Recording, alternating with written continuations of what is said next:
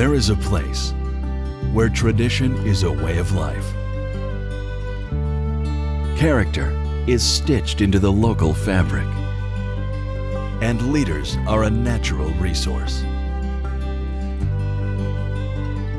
It's a place where the future is knocking at the door, but the past always has a seat at the table.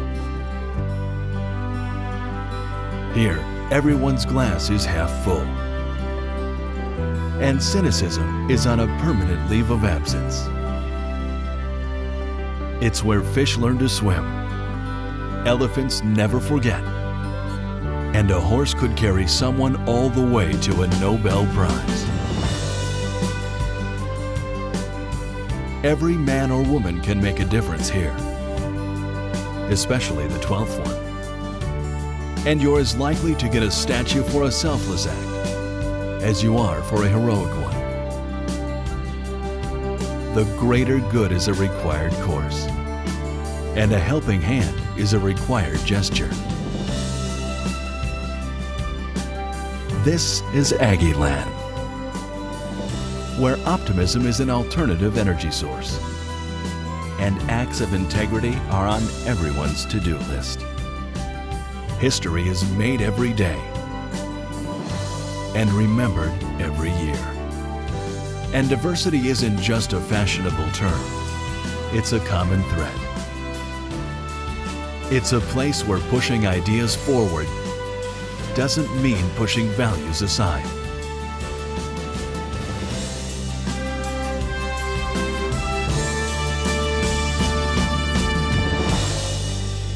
Welcome to Aggieland. Enjoy your stay.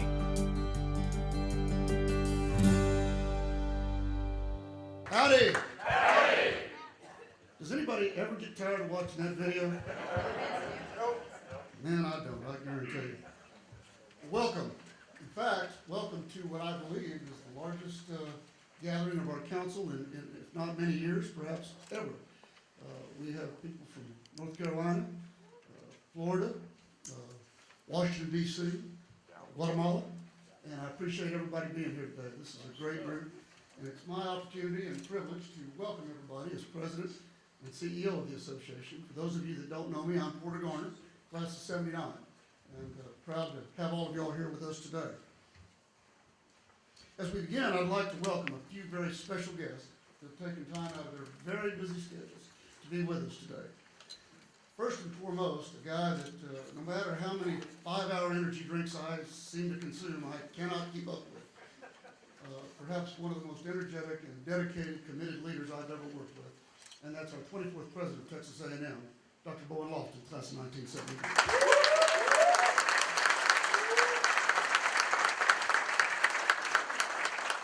And if you'll forgive me, when I use the term old, I mean that's because I'm old too. But a dear friend of not only mine, the Association of Former Students, the past chair, Bob Surovik, class of 58, representing the Texas A&M Foundation, is here with us today.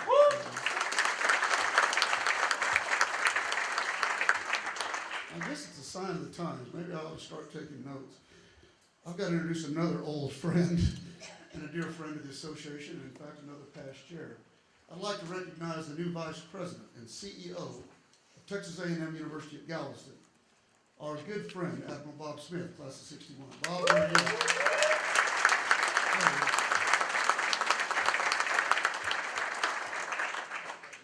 And I know this is well known, particularly by this group, but for those of you that don't know, we have a representative of perhaps the greatest class to ever graduate from Texas A&M, the class of '79 here today. And that would be our commandant of the Corps of Cadets, Mr. Joe Ramirez. Joe, where are you? There he is.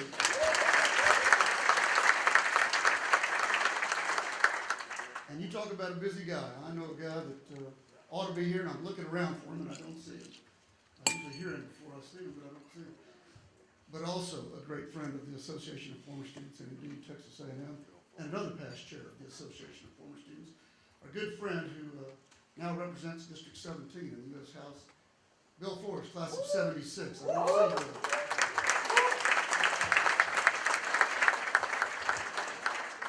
I know he's registered, so he's official. How about that? Let me offer a sincere thank you to all of you.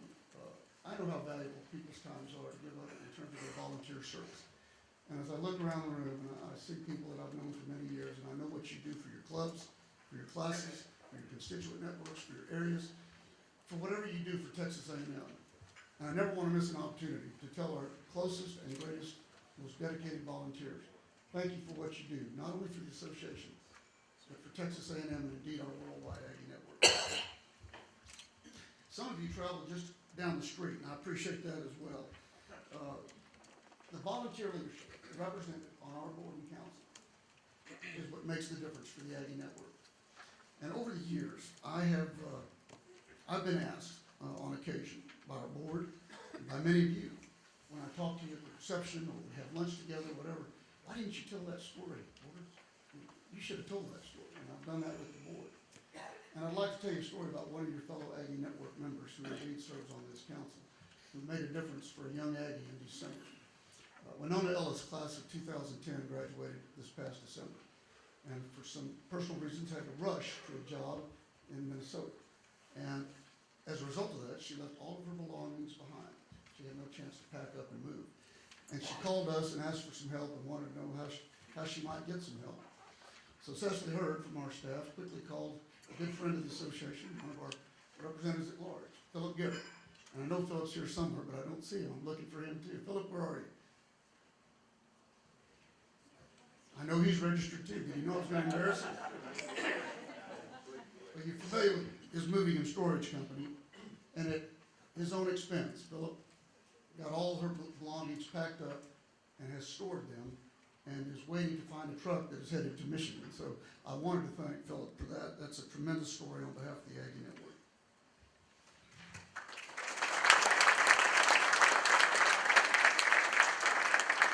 Something else I've heard from many of you over the years is how do we get copies of the presentation, or boy, I'd like to get that video, or I wish I'd heard that testimony from your beneficiary.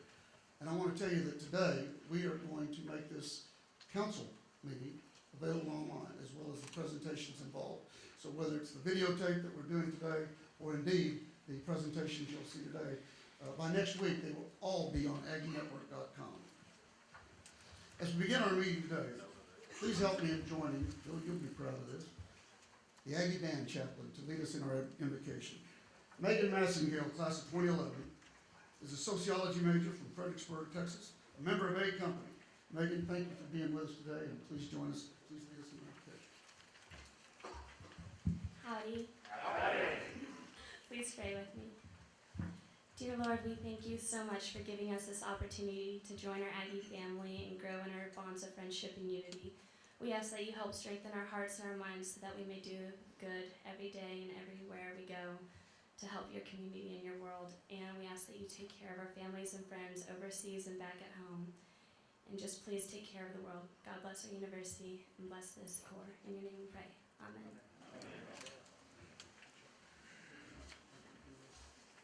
Thank you, Megan. A number of years ago, we also added something to the council program that I think is terribly important and has become somewhat of a highlight. We asked one of you, one of our leadership council, to lead us in the Pledge of Allegiance.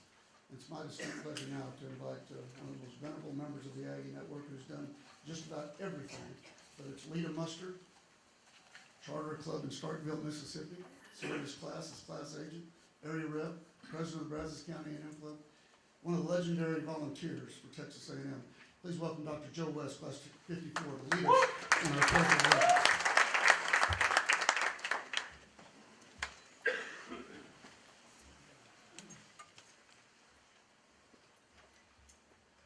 I pledge allegiance to the flag of the United States of America and to the republic for which it stands, one nation, under God, indivisible, with liberty and justice for all.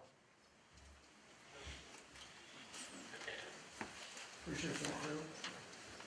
You know, as I mentioned relative to our presentation today, in a few minutes we're going to share some data and metrics on the association's financial strength, on the annual fund, and the impact that the Aggie Network makes on behalf of Texas A&M and Texas Aggies.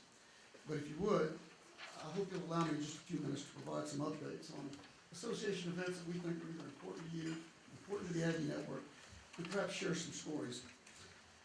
Most of these stories don't reflect on our financial statements. And that's why I think it's important that you hear some of these things. To begin with, I'd like to thank, and I want to make sure they're all here, 3 of our A&M clubs. I'm going to thank all of our A&M clubs for what they did, but specifically 3 who have stepped up. We've approached all 6 of the major metropolitan A&M clubs to help us with our building enhancement project here at the Clayton W. Williams Alumni Center. I hope as I look around you all agree that you're sitting in what is arguably the premier alumni center in the world. And part of that plan to enhance this facility involved showcasing what our former students do, and particularly through clubs and classes and constituent networks. And so as you venture to former student programs and look at the walls and see what we're doing back there, you will see highlights of you, the Aggienetwork, in action. And so to help us continue to keep able to do that, we've asked some of our clubs to step up and help us. And 3 of them have recently made commitments to the building enhancement program, so I'd like to recognize them right now. I know Brian Smith is here from the Brazos County A&M Club. Brian, where are you? There he is. Scott Schuler, are you here? Where's Scott? I thought I saw Scott. Representing the Dallas A&M Club, no? Nick Burgo, are you here, Nick? Nobody showed up. Are we serving mimosas outside? What are we doing? What is the deal here?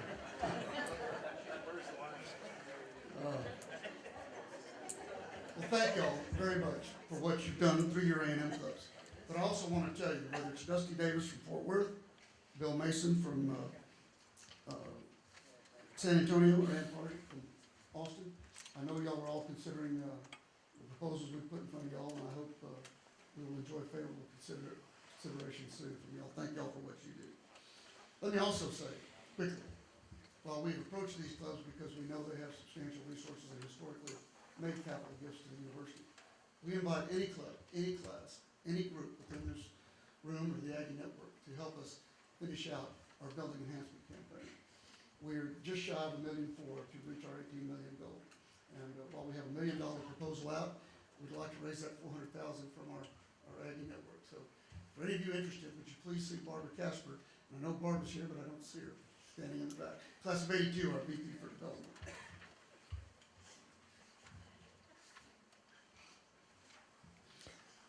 This is something I'd like to do personally because I've worked with him so closely. I wasn't able to attend his retirement reception yesterday, but I'm going to tell you, after many years of service, it's my pleasure to recognize a member of this council who has served his class well and the Brazos County A&M Club. I don't know what he's going to do now. I'm a little worried about this because he's not good when he's not busy.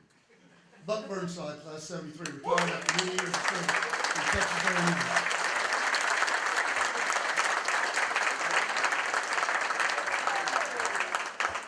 And speaking of service, for those of you that helped us with Orange and Maroon Legislative Day, I want to thank all of y'all that were in Austin last week. We spent the better part of the day working the halls of the Texas Senate and the Texas House, visiting with representatives of our legislature, telling them about higher education, telling them specifically about Texas A&M. And I want to tell you about virtually every measurement we could take. It was a great day for higher education specifically, but it was indeed a great day for Texas A&M and our friends in Austin, University of Texas. You know, volunteers are the lifeblood of our organization, and we want to do as much as we can to equip you in your service to Texas A&M. One idea we're exploring is a summer meeting, and I don't know how many of you have been involved in this and heard about it. It's not that we're trying to add another meeting to your life as an Aggie, but we're listening to you in terms of wanting to come back and be involved in meetings perhaps that are more educational and perhaps less procedural. So I know that Marty Holmes and the former student program staff have been visiting and talking, taking feedback about a summer meeting, a conference, if you will, that will be more focused on you and the roles you play in serving our worldwide Aggienetwork. And as part of that, I think we're going to be doing a survey, at least I'm told we are. And I'd encourage all of y'all to participate in that survey that you'll be seeing in the near future. We have a goal in our strategic plan to communicate effectively and efficiently with the Aggienetwork. I hope all of y'all have seen evidence of that in our efforts, whether it's Aggie News, Aggienetwork.com, Texas Aggie Magazine, your class newsletters, whatever.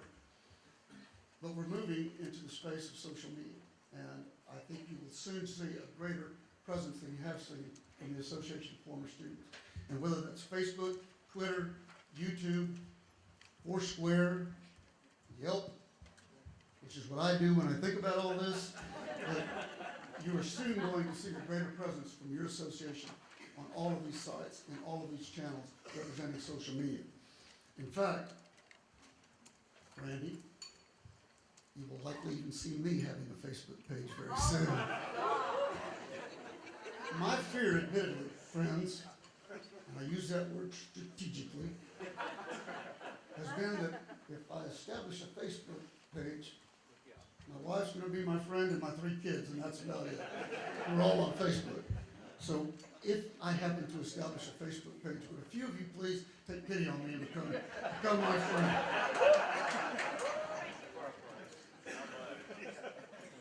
Let me tell you something that's very serious as it relates to ability to communicate effectively and efficiently. This is something we've struggled with for a long time. And for those of you that were around in 2002, when we struggled with class pages in the Texas Aggie magazine, you know what we're talking about. Silver Taps is a terribly emotional part of the magazine for many of us, particularly me. It is often the first section of the magazine I turn to. And if you've looked at the Texas Aggie magazine in recent issues, you've seen how that section of the magazine is growing. You don't have to be very smart to look at what's coming down the road in terms of the size of our classes, mortality rate, and what that means potentially with the current format of obituaries in the Texas Aggie. Kathleen Greenway, our Vice President of Communications, is leading a strategic team on how to transition and best accommodate Silver Taps both in the magazine and on Aggienetwork.com, where we can have a much greater presence for all of our obituaries, where Aggies can post stories and memories about their loved ones. It also will allow a more timely notice for Silver Taps notices to all of the Aggie Network on behalf of friends and classmates. So beginning in May, I think you'll see a link. Is that correct, Catherine? It will be included in the Texas Aggie magazine. You'll see a shortened URL, and I hope you will all help us with your input on how we can make this a better transition. Let me tell you something else that's really important. The highest honor bestowed. Frank, you can relate to this. Bob, I think you can relate to this. You just look at their lapels, and you'll know what I'm talking about. Aggie's the highest honor bestowed is the Distinguished Alumni Award, Texas A&M. It is an award jointly presented by the Association of Former Students and Texas A&M University. Bowen and I have the great pleasure of going around and surprising Aggies who have earned this award. We recently named 6 for 2011. Today we're going to have a little fun with that, but I do want to tell you this. John Bethencourt has already been surprised. He is one of my favorite Aggies, class of 74. Dan Hughes, class of 51, has already been surprised. Now those are 2 of the 6 that I can tell you about. The other one is posthumous. J. Wayne Stark, who I think everybody in this room probably knows of or knew personally, who will be recognized posthumously. J. Wayne Stark, class of 39. We've still got about 4 to go, and we're going to have a little fun with that. You'll see more on that later. But I hope you will join us this fall when we have the Distinguished Alumni Gala and recognize and celebrate all of our distinguished alumni. We do another award that I think is critically important. We started it 16 years ago. It is our Outstanding International Alumnus Award. This award isn't given every year. It's given when merited. And this year, a committee has met and selected Dr. Christian Mulder, class of 1980, who received his PhD from Texas A&M. I believe our dinner is scheduled for April 26th, so for any of you interested in joining us to celebrate our 2011 recipient, I encourage you to be with us here in the Clayton Ridge Alumni Center on April 26th. And speaking of outstanding international former students, it is my pleasure to now introduce the 2011 chair of the board of the Association of Former Students, Jorge Bermudez, class of 73. I'm sure all of you have read the compelling story, the life story of Jorge that was in the Texas Aggie magazine when we introduced our 2011 board. I've been familiar with this story for a number of years, and I continue to be inspired by Jorge's life story. Jorge was born in Cuba. His family had to flee, as many Cubans did, to the United States when Castro came to power. And while their family was very successful in Cuba, Jorge's father had to make a life for his family in Los Angeles. Without going into great detail, I want to tell you it's a great story. It's a story that ended up with his father becoming a very prominent international banker, which led the family to Colombia. And following in his father's footsteps, Jorge went on to have a very successful international banking as well with Citi. But I'll tell you, it was the Aggienetwork that brought Jorge to Texas A&M. It was two Aggies in Colombia that influenced Jorge's impression of Texas A&M, and I'm glad they did. One of my favorite stories that I've heard Jorge tell is that he put on a wool suit when he left Colombia. He got on the plane. The plane landed at Easterwood in the middle of August. He didn't have a car, so he started walking around campus. He said that was a one-way ticket that his father bought. He said if he'd had any money at all, he'd have bought a ticket and gone right back home. He said it was about 120 degrees. But I want to tell you how generous Jorge is, not only with his time, as all of y'all are, not only with his talents as he speaks to clubs, as he speaks to students on campus, as he speaks all over the world, frankly, but specifically how generous he's been with the Aggienetwork. Whether it's providing scholarships for veterans, children of veterans, or indeed helping us with the building enhancement project. And he won't like me telling this, but I had to talk him into recognition with a room right across Flores Hall with the Bermudez room, which I'm sure many of you have been in. What was inspiring to me is that he is one of our core value wall donors. Integrity was the value he picked. And I hope everybody gets inspired by many of the quotes you see on our core value walls. But you can't help but be inspired by Jorge's quote on his integrity wall. Integrity has no price, but only value that accrues throughout your life. What more do you need to know about integrity? Ladies and gentlemen, one of the greatest parts of my job, year in and year out, is working with Aggieland's #1 volunteer. And this year, it is my distinct pleasure and distinct privilege to work with one of the greatest volunteers I've ever known. Would you please welcome to the podium our presiding officer, the 2011 chair of the Association of Former Students Board, Jorge Bermudez, class of 73.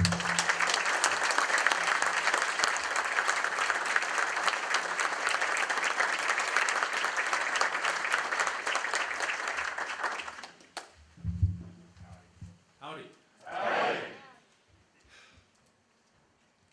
Thank you, Porter, for your words. I have to tell you, it's a great privilege, honor, and in many ways, humbling experience to be standing up here before you today, because it was 50 years ago that I came to this country, and if it wasn't because of Texas A&M and the opportunities that this country affords anybody, I would not be here, and that's humbling for me. So thank you for allowing me to be part of Texas A&M, the Association of Former Students, and Aggie. In just a moment, we will commence with our business meeting, but before we do, I want to take a moment to thank the outstanding Texas Aggie who led these meetings before me. Shart Yusufzai, class of 74, served nobly as our chair in 2010. He enlightened our board with his presence and contributions. And he also dedicated a tremendous amount of time to the association and to Texas A&M. He will be, and I've already learned this in the last 3 days, a very tough act to follow. Throughout 2010, Shart was a familiar sight in our campus, attending commencement, muster, ring remembrance, parents' weekend, and the Distinguished Alumni Gala, and many other events of the association. In addition, he found time to offer advice and guidance to our football and track coaches, as well as our athletic director, and I think the results of that are evident. I know for a fact that he actually submitted a play to Coach Sherman that apparently had some success. Please don't expect that from me. Shart has given generously of his time to Texas A&M and has also left a lasting financial impact on our university as an endowed Century Club member and donor to our building enhancement campaign. He proudly promotes Texas A&M to the world throughout his travels with Chevron, and Shart, I have to add this, Chevron with Techron.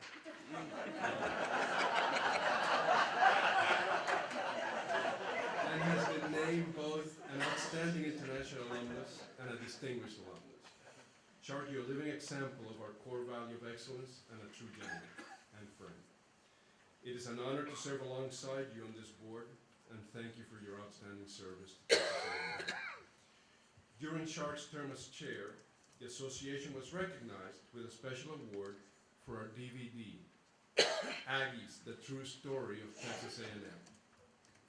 At this time, I would like to ask Shark, along with Porter, Marty Holmes, and the director of the DVD, Josh Smith, class of 1997, to join us for a special presentation. Could you please come up?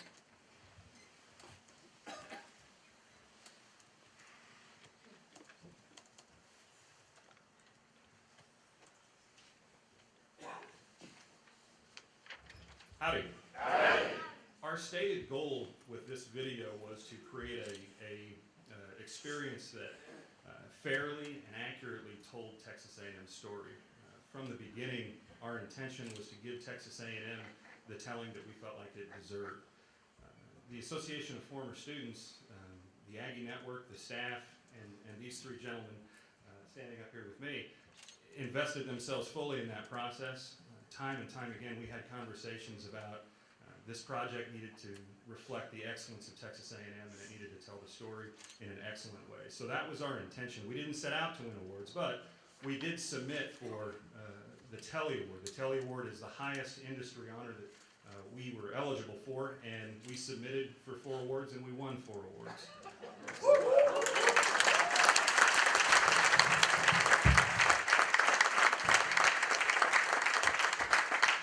The Telly Award statue is made by the same company that makes the Emmys and the Oscars, and so we're kind of proud of it, and we hope the Aggienetwork can be proud of it as well.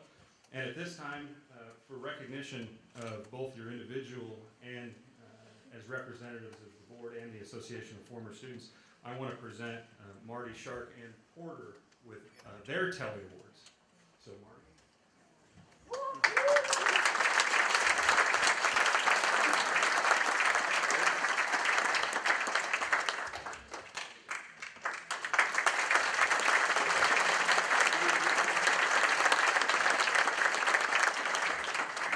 And we wouldn't be talking about the movie if we didn't actually show you a trailer. So at this time, I think we're going to show you a trailer of the movie.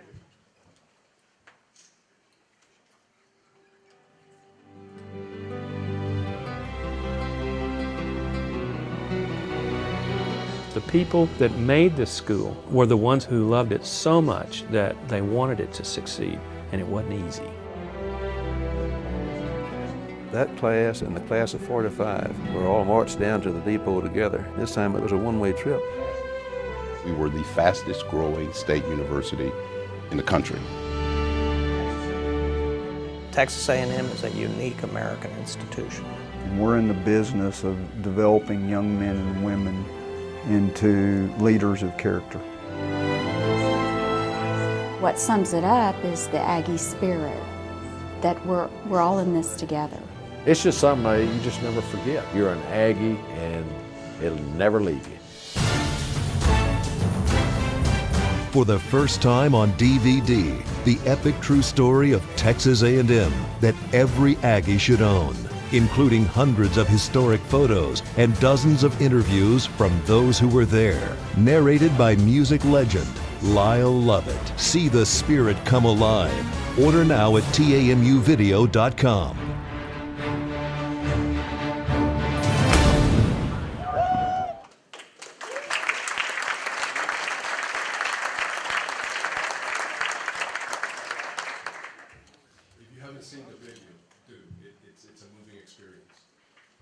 You may recall that Shark presided over our 2010 fall council meeting in November while suffering with a full bout of laryngitis, but somehow the minutes were able to be taken on that.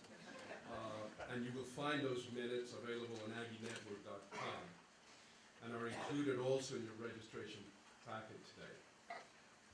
May I please have a motion to approve the minutes for the November 6, 2010 Fall Leadership Council meeting? You have a motion? Is there a second? Second. Thank you. All in favor of approving the minutes, please say aye. Aye. All opposed? The minutes are approved. As the governing body of the Association of Former Students, it's important that you be as informed as possible of matters impacting our financial position, our fundraising, and our support to Texas A&M. To keep you updated, we have included these updates in our association report.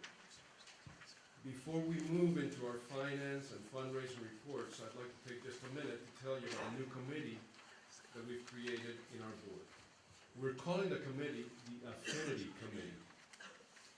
This committee is chaired by Kamala Reese, class of 1983, and its purpose is to identify and promote opportunities to strengthen relationships throughout the Aggienetwork, develop new approaches to reaching former students, current and future students, as well as affinity groups associated with Texas A&M, and to enhance the affinity on behalf of Texas A&M, the association, and all Aggies throughout the world. We believe the work of this committee will have a positive impact on the association, its ability to raise friends and funds for Texas A&M, and our financial well-being in general. There's no doubt that the new Aggie classes are extremely large, and we have to find ways of reaching them. And that's what hopefully this committee will do some groundbreaking work in.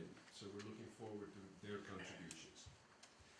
Speaking of our financial strength, though, Kathleen Gibson, class of 1981, serves as chair of the Finance Committee and brings valuable experience from the financial sector in her role. She joins us now to provide more information on the Association's 2010 financial performance and its plans for 2011. Kathleen?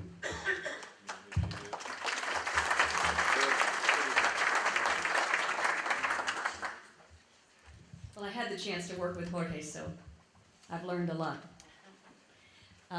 It is with tremendous pride and pleasure that we want to show you a few pictures of what your money and our money and what the association's money does. And these pictures aren't here by accident. And certainly the spirit of A&M doesn't happen by accident. The longer that I'm associated with the association and with A&M, the more I know that the association is what empowers the spirit of Aggieland. It's not just the money, it's the spirit, it's the connection, it's the programs, it's the things that happen in this building, it's the things that happen with the Corps. The Aggie Ring starts in this building. You see two pictures of the Aggie Ring. I don't know anything that symbolizes the bond of Aggieland more than the ring. Muster everywhere, but this happens to be muster, for goodness sake, in Afghanistan. Muster doesn't happen by accident, it happens by intentional design and the association's work. So I get to see what happens with our dollars, and I want you to see it. So we have some slides that have dollars on them that aren't quite as exciting, but the real results are. I will say that we overperformed on revenue by about $500,000 this year. It was really a tribute to the association team. Marty and team and Barbara and team and Porter, of course, overperformed by about $500,000 on revenues. It allowed us to invest a lot more in our people, in our programs in A&M, and so we spent some more money than we actually anticipated because we overperformed on revenues, which I'm pleased to say a little over $200,000 in expenses we were able to do, in addition to a very positive bottom line. We use our money, and this is how we use it for programs. Well, this is how we raise it. Our annual fund, you know, is incredibly important. 61% of our mission is funded by the annual fund. The annual fund is important every year. That's why annual is in the name. We have a tremendous dependency on a tremendous annual fund. It's the biggest fund in the business. We benchmark. We see it. It's a powerful piece of your association. It's what we do. Every little dollar counts, and we get lots of little dollars. We wish we got more from more people. We wish we got some bigger dollars too. I will tell you that this dependency scares me a little bit because we raise it every year, and depending on what's happening every year, it can go up and down. So what we're trying to do is also create some bigger emphasis around endowment, and we'd like to raise more money, certainly that's endowed. And what you see in investments is what we get back from those endowments. It's a big piece of our budget, but it's only 9%. We get some royalties from our card program, and we get some money from other sources. Program revenue is a little bit of it. What you do in terms of programs matters. That's almost 20% of our budget. How do we spend it? We spend it and we invest it back in A&M. For the most part, we have our primary mission. As you know, it's not just for the most part. It is our primary mission. A&M, its programs, its direct support, our indirect support. We have 900 student programs, many of which wouldn't be here without the organization that's provided by the association. Our university indirect support is huge in terms of programs for students. Our former student support, of course, wouldn't happen without the dollars that are raised.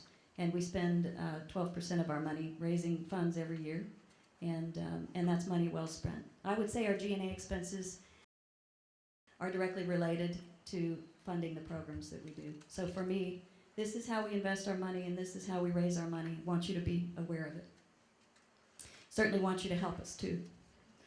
In terms of our assets, we have 64% of our assets, almost $85 million, that are in trust for student loans, for rings, for all kinds of scholarships. It's endowed money that helps us every year. As you can see, it contributes about 9% of our money every year. Those trust funds matter a lot.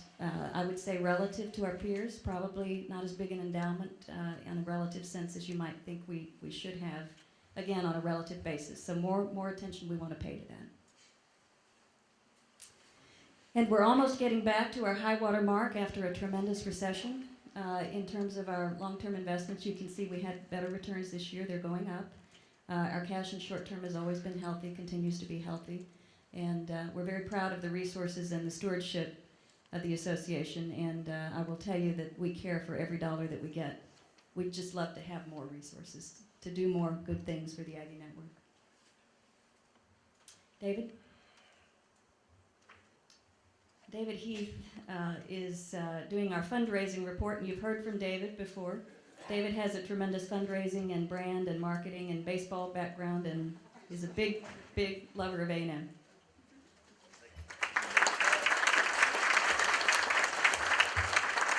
I have been known to throw a curveball or two, figuratively. Welcome to everybody this morning, and I just want to take you through a few things about the specifics, drilling down into the fundraising.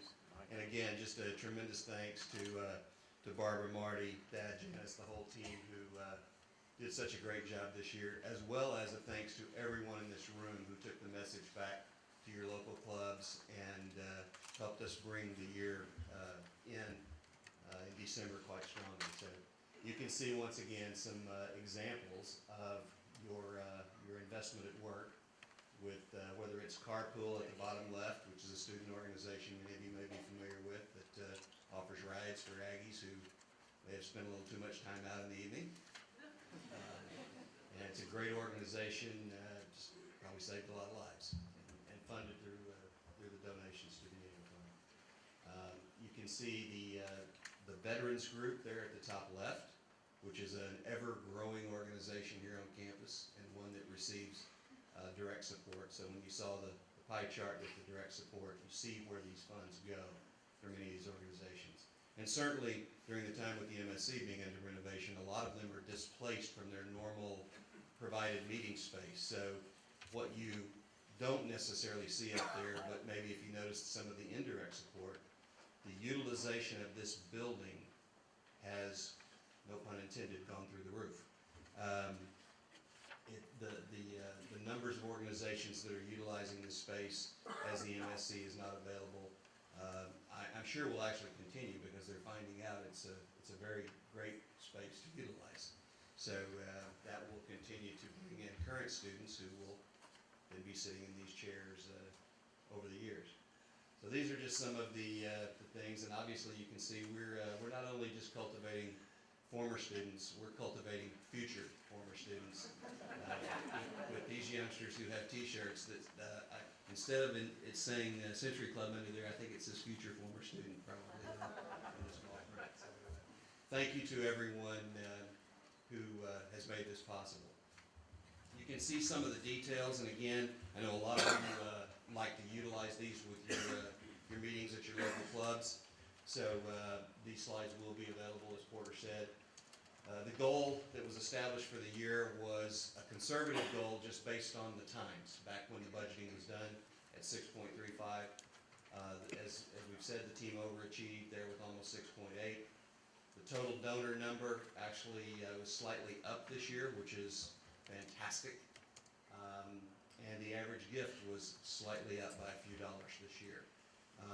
Interestingly enough, we had a significant decline in the just general member below the Century Club, but many of you and many of your fellow former students back in your clubs raised their gift a notch, and that really, really helped. So continue to tell that story of the benefit of doing that. The cost to raise $1 was the last slide there. It actually went down about a penny. So the stewardship of your investment is being well managed here. As far as participation rate, it's still significantly low considering the number of and the growing number of former students that we have. The staff here in the building, however, is at 100%, and within our leadership council, we are at 74%. Isn't there something in the bylaws that you have to? Never mind. But our total new donors this year are almost 4,000, so that's a very important acquisition rate that the team continues to work on. And I must tell you, they're doing some very innovative things to continue to connect with people who don't necessarily ever go to the mailbox, like my own two sons, class of 05 and 07. They don't believe in snail mail. So we have to connect with our newer former students in very different ways, and the team's being very innovative there.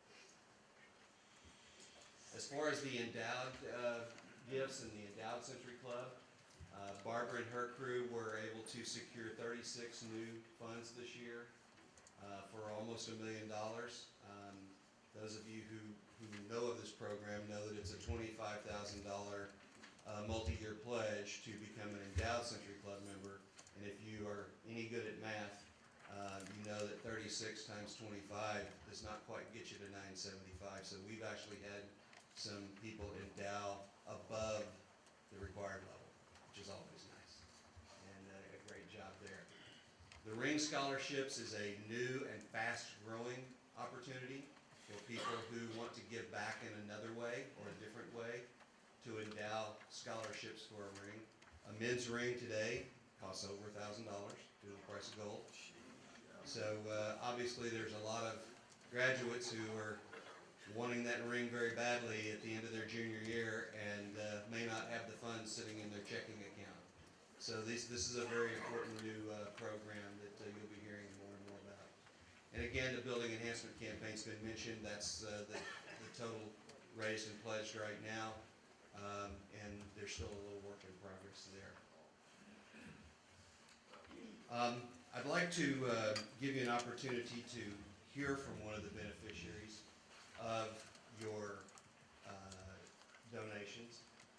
This young man is a PhD candidate, as you can see, a past recipient of the Buckwire Spirit Award, and you just need to hear from him because I don't think anyone can tell his story as well as Anand Narayan can. So Anand, please come up.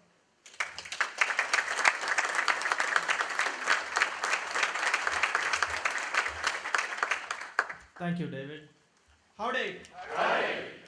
I'm Anand Narayanan, and I'm originally from India. I completed my master's program in India with a gold medal, and I was looking for options to pursue my PhD program. I wanted to go to a university which would offer me excellent research facility and would also give me a chance to experience a totally different culture.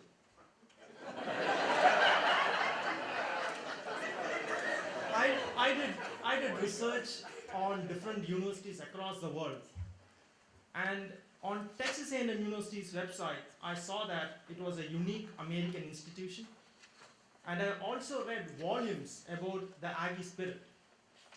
For a person like me who believes that education outside the classroom is as important as education inside the classroom, Texas A&M seemed to be a natural fit. I was deeply impressed with what I saw and wanted to be part of this great institution.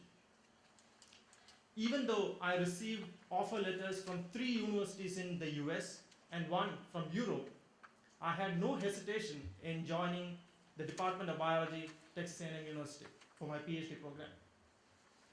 When I landed in Texas, I knew no one. All I had was 6 email addresses. But as soon as I reached Aggie land, the Aggie family warmly welcomed me, gave me a big hug, and said, "This is home." From that day onwards till today, Aggie land has been a home away from home. For a person like me, who has the desire to pursue a PhD program abroad in Texas A&M, but do not have the financial liberty to do so, I am only able to do so because of the scholarships and assistantships that I have received. I would like to sincerely thank the Association of Former Students for the scholarships I have received. Being an international student, I am on a student visa that prohibits me from working outside the university and making any kind of additional income. I'm a graduate student, so I have to take coursework and pursue research full-time. These scholarships and assistantships have helped me to ease the financial burden on me. But importantly, receiving these scholarships and meeting the donors have made me feel that I am an integral part of the Aggienetwork. As I plan to complete my studies and move on, I look back and see all the wonderful opportunities I had, the student organizations I was part of, the leaders I interacted with, the life lessons I learned, the true friends I made, and most importantly, I experienced the Aggie spirit. When I joined the school, I had only read about the Aggie spirit. Now I carry with me the rich experience of being an Aggie. This experience has been life-changing and has exceeded all my expectations. I believe that we may be from different parts of the world, but we all bond as one big, strong Aggie family. Over the years, I have received more than I have ever expected from the Aggie family. I have enjoyed the process of receiving, and now I want to give more than I have ever received. Finally, I would once again like to thank all the donors for the scholarships and the donations, and I promise that this Aggie tradition will continue. Thanks and again.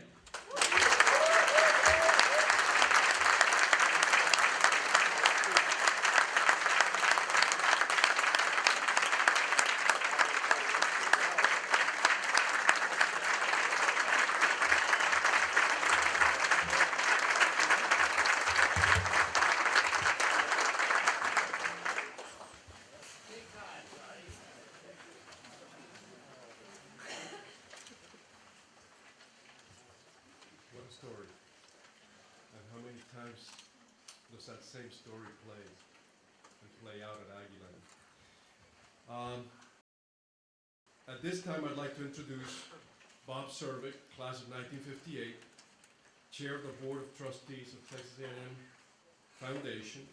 The Texas A&M Foundation works diligently to raise capital gifts for Texas A&M University and works together with the association on numerous projects ranging from our unified database to management of our investment portfolio.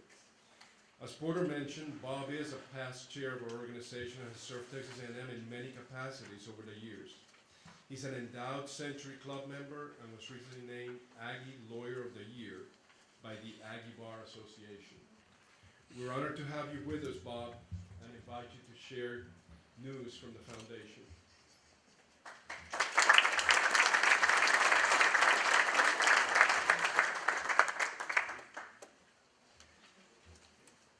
Pleasure being here today. The scheduling I'm not real happy with. How do you follow the beautiful presentation that we just heard?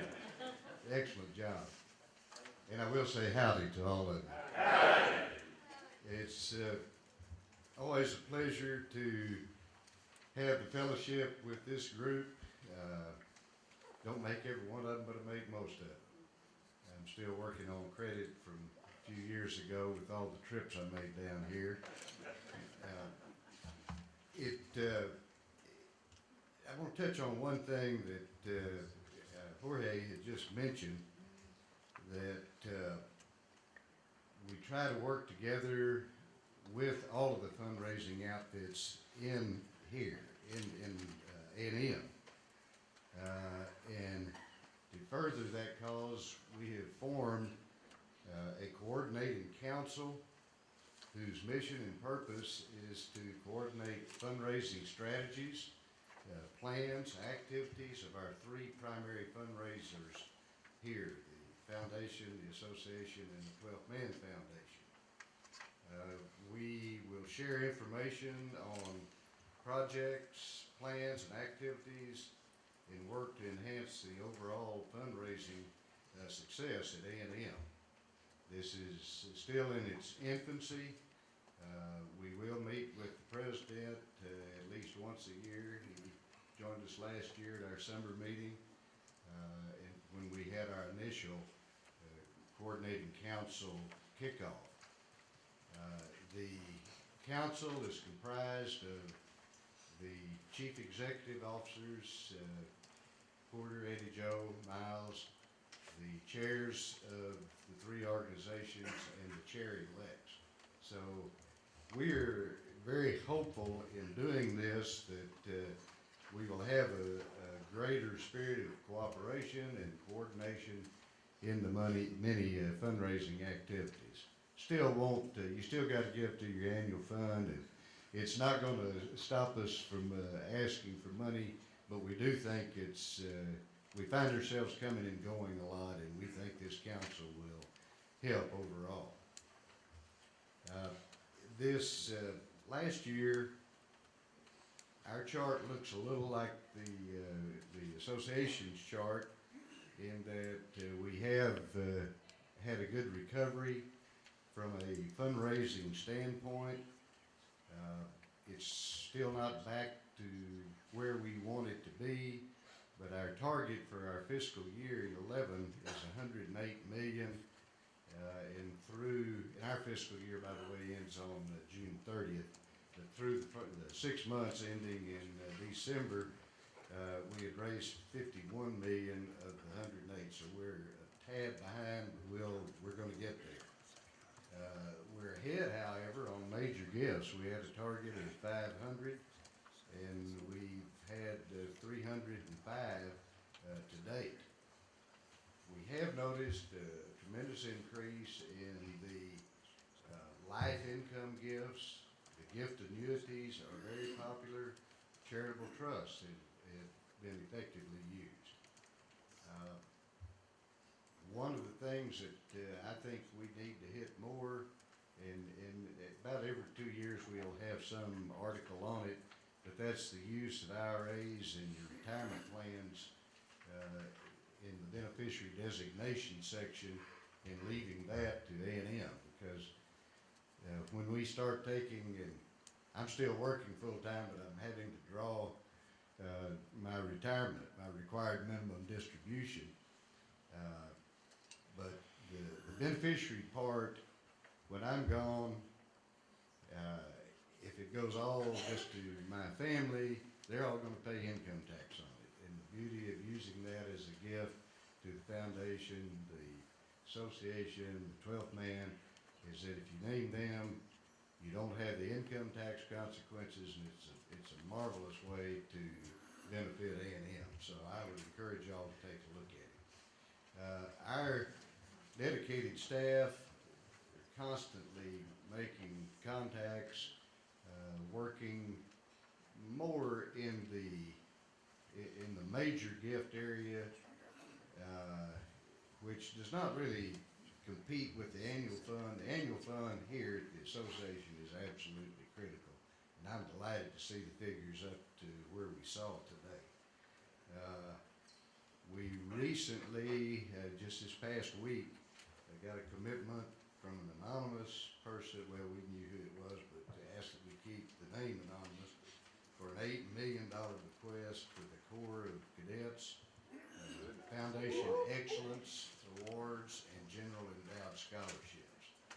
And most of those, I see someone getting congratulated for the $8 million gift. Congratulations, sir. We appreciate it.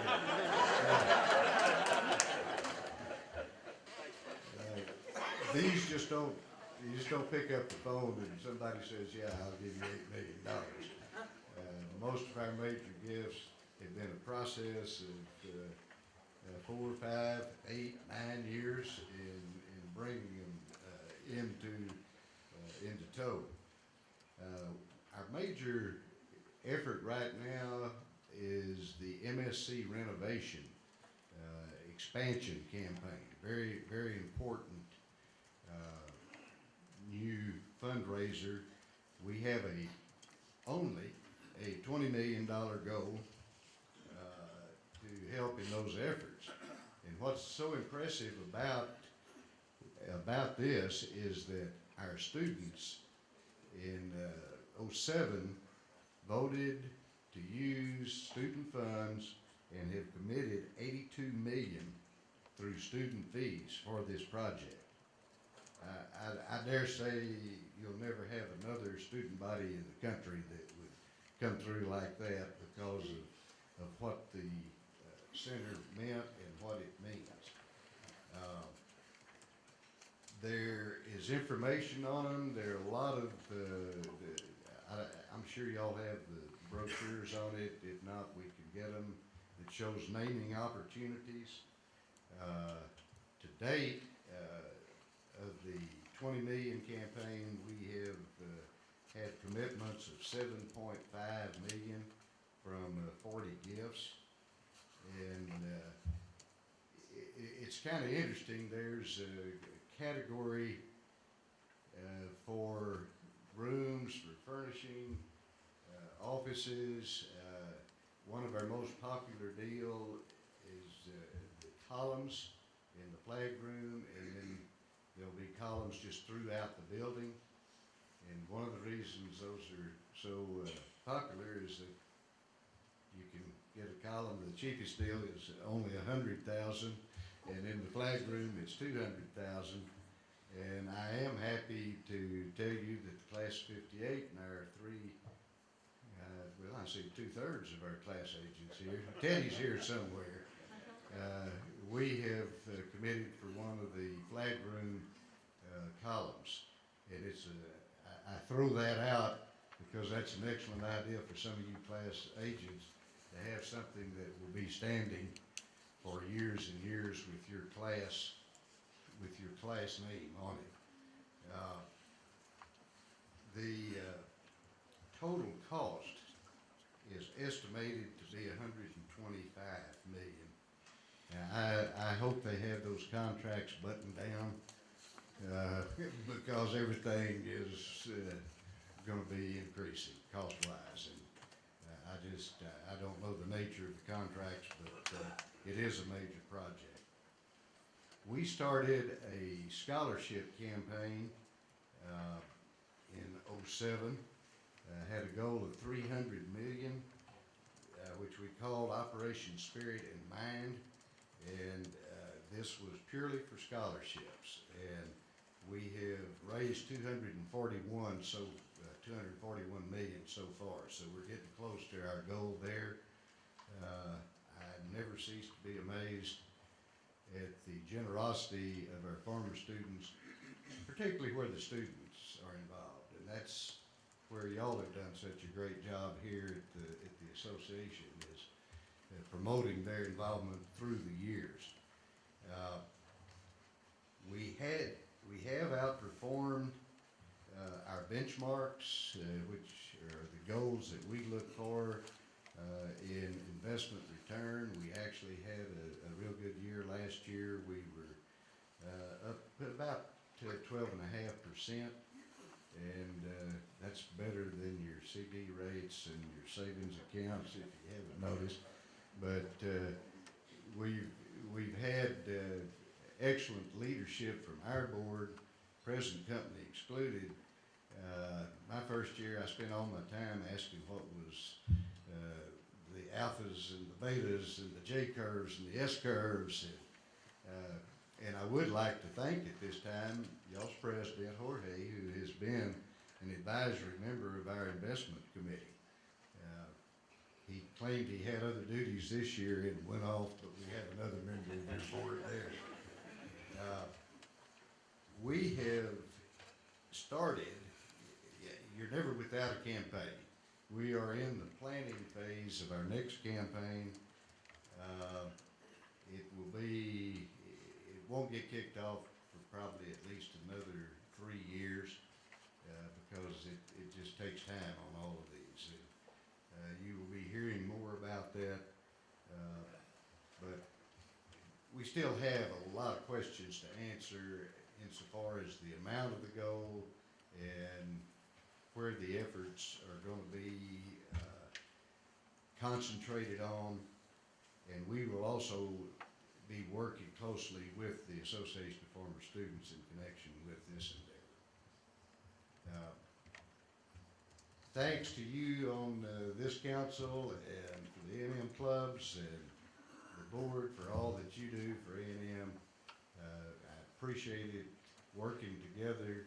We've already got the greatest university in the world, but we're going to keep it that way. Thank you.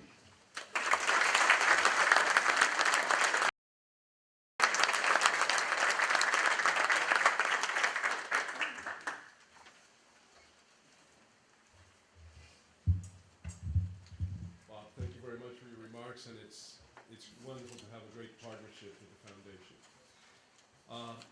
Next, I'd like to introduce Dr. Bowen Loftin, class of 1971, president of Texas A&M University. Dr. Loftin was named the 24th president of Texas A&M February 12, 2010, after serving as interim president since June of 2009. Prior to his appointment as interim president, Dr. Loftin served as the vice president and CEO of the Texas A&M University Galveston.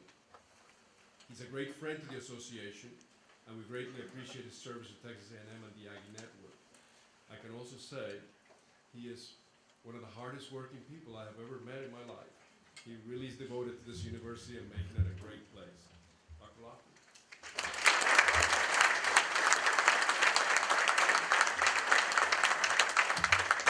Howdy. Howdy. It's a great day in Aggie land. Always is a good word. Let me begin by echoing what I said before. Thank all of you for what you do for our students. If you follow me here at all, you know I care about students a great deal. And a lot of my time is devoted to interacting with them in all kinds of venues around the campus and beyond.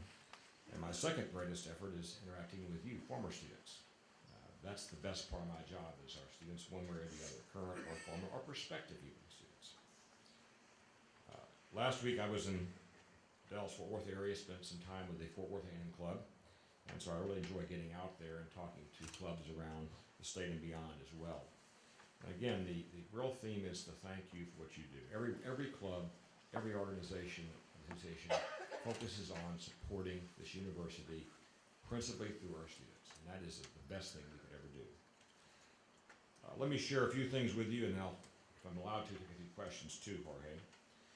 Beginning on a high note, how about last night's baseball game? You realize we have 13 NCAA sports active right this minute. Texas A&M, 13. Of those 13, 7, more than half, are ranked in the top 10 nationally. Never happened before. Of those 13, of those 4 are in the top 5 nationally, and 1 is number 1 in the country right now. So we have an extraordinarily successful and broadly based athletic program here at Texas A&M right now. Wasn't true when I was a student here, that's what I can tell you. We've come a long ways, baby. And I'm very proud of that activity. Our student athletes are truly first rate. And what I want to emphasize about them is that they are not just athletes, they are student athletes, and they're Aggies. That comes first and foremost for them. Now on to a more somber issue is our budget circumstance. I think you all are aware how difficult things are right now, not simply in Texas, but across our country. There are signs of economic recovery, but they come after an extraordinarily distressing time period that has driven many, if not most states, into a deficit circumstance. Here in Texas, things came a little late to us, but they have, in fact, arrived. Back in December of 2009, I was directed by the state to reduce our current biennial budget, our current two-year budget, which ends this next August, by 5%. We accomplished that by working really hard around the campus to preserve as much as possible the academic portion of our budget and put the burden largely onto non-academic areas, and got it done. Then in May of this past year, I was told to plan for an additional 10% reduction in the next biennium starting September 1 of this year. And we busily worked on that throughout the summertime and have worked hard to align our next year's budget, the one after that, with realities as we saw them coming. Well, now reality is here. We have two bills before our legislature, one in the Senate, one in the House. The Senate bill is kinder to us. The Senate bill reduces our budget by about $35 million on top of the 5% already reduced, for a total of around $60 million of reduction. The House bill reduces our budget for the next 2 years by $53 million on top of the 5% reduction, for a total of $78 million. This is a chicken feed to me, folks. This is serious amounts of money. And I have to tell you, to accomplish these kinds of reductions, we will impact the quality of education and experiences here at Texas A&M. We cannot otherwise do that. We will do our best to minimize that, but these are tough moments here for us. What I want to emphasize is something additionally, though. This is the direct impact on our operating budget at A&M, but other funds are generated by our state that pass through our university to our students directly. And those scholarship funds have been reduced in both bills by about $12 million per year. And they hit primarily entering freshmen this next year and those who have the least ability to pay. And that troubles me deeply. As you may know, I'm a first-generation college kid. My family had no history of going to college prior to my time, and the generous donors of this university made my ability to come here possible. So it strikes personally to me when I see this reduction of funding directly aimed at incoming students this next fall, and those least able to pay. You know, we can still fill our freshman class up, don't get me wrong. We have 30,000 applications for next fall's class, for 8,000 places. So we'll fill it up, don't worry about that. But how will that change our demographics? We have been for some time bringing in each year over 25% of our freshmen as first-generation college students, like I was. That won't be able to be continued if we have this kind of reduction. And I mention that because you have made a difference. Texas A&M provides to its student population over $500 million a year in financial support of one kind or other. Grants, scholarships, work-study, loans, the whole package is about $500 million. But of that, $182 million comes from people like you. That much of that $500 million is generated through scholarship, grant, and other kinds of donations to Texas A&M, directly or through endowment gifts. That's impressive. What I'm telling you is, it's not enough. We're going to have to continue to build up the amount of support we have from private sources like you to make these students' experiences here at Texas A&M possible.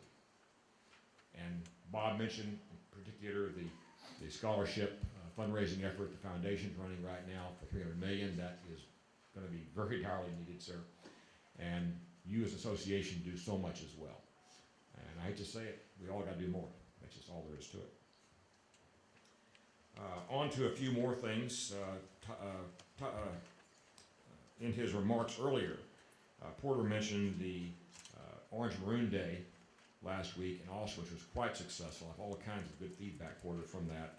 And you have to realize that this man here and his counterpart at Texas X's were the source of this particular activity.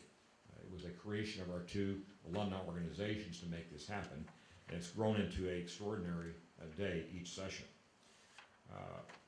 But back in December of '09, I approached Bill Powers, my counterpart at UT Austin, and said, Bill, we've got to work together in this very difficult time. So we created a thing called Together for Texans, and that effort culminated last week at this Orange Balloon Day. I think all of you saw on your sheets here, on your chairs on this sheet right here, this is a summary. I won't go into this, but this is for you to look at. This summarizes what Bill and I have done around the state over the last several months in meeting with many former students and legislators prior to the session beginning to carry out the message of what these two great flagship institutions do for Texas and for Texans. So I ask you to look at that and use that in your own way as you may talk to those people that you elect in your part of Texas, if you're from Texas, to represent you. Your voice is very important. They know why I come to see them. They know why I am there. If you go to see them and talk about this, it has extraordinary meaning. So I emphasize your individual role and that of your clubs and organizations in telling people about what this university and our friends in Austin do for Texas and for Texans each year. We're extraordinarily powerful engines of productivity through producing the best graduates in Texas and the most, and to producing innovations due to our research that changes the lives of Texans and others beyond the state. That's an important message. Vision 2020 is an effort I think all of you know about. It began about 12 years ago. It excited Aggies worldwide. It galvanized us into actions that have really propelled this university in extraordinary ways. But that was 12 years ago. Many of you haven't read that for a while. People who've come here since then maybe haven't read it at all. It's been getting a little dusty on the shelf. And so we pulled it off the shelf, and we're doing an assessment right now of our progress a little more than halfway through the lifetime of Vision 2020, and making sure that the underpinnings, the premises it was based on, are equally valid today as they were 12 years ago. You know, the world changes rapidly now, and so we got to make sure we align ourselves to what reality actually is. And a major issue for me is making it new again, making people say, wow, this is an extraordinary glimpse of the future for this great university. Get you excited about it. It excited us over a decade ago, it can do so again. And so we're going to roll out a freshly polished, like that ring out front, version of Vision 2020, which I think will be more or less the same we had 12 years ago in terms of what it really says, but we're going to make it fresh and new again and excite all of us about this great vision for our future so we can go forward the next 9 years and really make it happen. Let me conclude with one little note that I'm not sure all of you have heard about yet. I announced a few weeks ago an important thing to me personally anyway. When I was here as a student, as were many of you, the president sat what we now call the Jack K. Williams Administration Building. That's where General Rudder sat when I was here, and I'm going back there. We're going to relocate the office of the president back to where it once was, and we call the Williams Building now, system building when I was here anyway. And I'm going to bring with me almost all my major team players, which I haven't had in the same place since I got this job. And so we're going to realign things and use that building as it was originally intended for administration of the university. And I think it'll be a great symbol, again, of the history and traditions that we hold so dear here to go back to where my president was many years ago. With that, I will pause, and if you have any questions, Jorge, you're in charge here. Cut them off whenever you want to. Questions you might have. Yes. I don't even know how to phrase this question well because I'm at the A&M, but if you could explain in little words and that all of us can understand, with all the budget problems that we've got, and that's understandable, the nation is in bad shape and the future's not looking real rosy right now. The question I've got is proposed new major buildings on campus. And I know that money doesn't come from annual giving from Century Club memberships or whatever, but, you know, expansion of the baseball stadium, I know a small portion of that was given by how do those two equate when you're cutting here, but you're building over here? A couple of comments about that. He wants to know about how we reconcile construction on campus vis-a-vis budgetary situations. There are two things to understand here, and you've already alluded to one of them. One is funding sources here. They are different. Okay? But more importantly, understand this. A new building is a lengthy project. It takes many years to work through the initial process of prioritization of need, deciding on which project you will go forward with, doing enough preliminary work to know where to do it at, finding the funding sources for that project, doing design, and then doing construction. So this is a lengthy, can be 8-10 years sometimes. So some things started a long time ago and are still in process. Having said that, we're diminishing extraordinarily our construction on campus here. We went through, in response to reinvestment, faculty reinvestment, which Dr. Gates started several years ago, a major, I'd call it spending spree here on campus. $800 million worth, basically, new construction was authorized during his time as president. When I got the job, wasn't much money left, okay? No disrespect, but we did a lot in investment in new construction. I have opened up 4 new buildings during my 20 months here in this job, one way or the other. Having said that, we've only initiated 1 new building project in my time. And that was a project which had been planned over a decade ago for a liberal arts and humanities building. That particular college is our second largest college at Texas A&M, and it is a college with no home. They're scattered among 13 buildings right now on campus. And most importantly, we created several years ago a department called Performance Studies that has excited and galvanized many of our students. When you bring 50,000 young people here, guess what? Many of them have talents you can't imagine. And they want to play music. They want to sing. They want to perform. And we did so through ancillary things like singing cadets and the choral groups and things like that here at campus. But several years ago, in response to Vision 2020, we created this particular program, and it's attracted many, many students just to take a course or two formally in areas they really care about while they go on with their degree. But hundreds have come to that particular degree program because they have talents and they want to realize them. We have several students who came here as engineering majors, ag majors, you name it, and they said, wow, I really want to be a performer. And they found this home there. In this very room, 2 nights ago, we had a guitar quartet that blew me away. And we had a young man who stood up here as a theater arts major and talked about his reason for being here, his goals. And a few of you were in this room and heard that. Please talk about that with your colleagues. But the point is, performance studies needs a place. They need specialized facilities, which they didn't have. They were sneaking rooms all over the campus here, using the forum, the auditorium, the theater over in Rudder, in competition with many other groups, trying to make it all work. And so they deserve something, sir. These Aggies deserve a home. And so the chancellor and I went forward and made that building go on without, again, with a thought of what you said. How does this play out against the reality of our budgetary circumstances right now? It's being paid for by, as you might expect, Permanent University Fund proceeds, the bonding authority there, which is our standard way of building buildings here on campus. But what I'm trying to do is tackle a much harder problem. Through our new construction over the last decade, we've neglected buildings that are fine structurally, but have been not well cared for internally or externally. And so we are shifting away from new construction as our predominant mechanism here to a balance between occasional new construction as justified, but a lot more attention paid to deferred maintenance and rehabilitation of our buildings.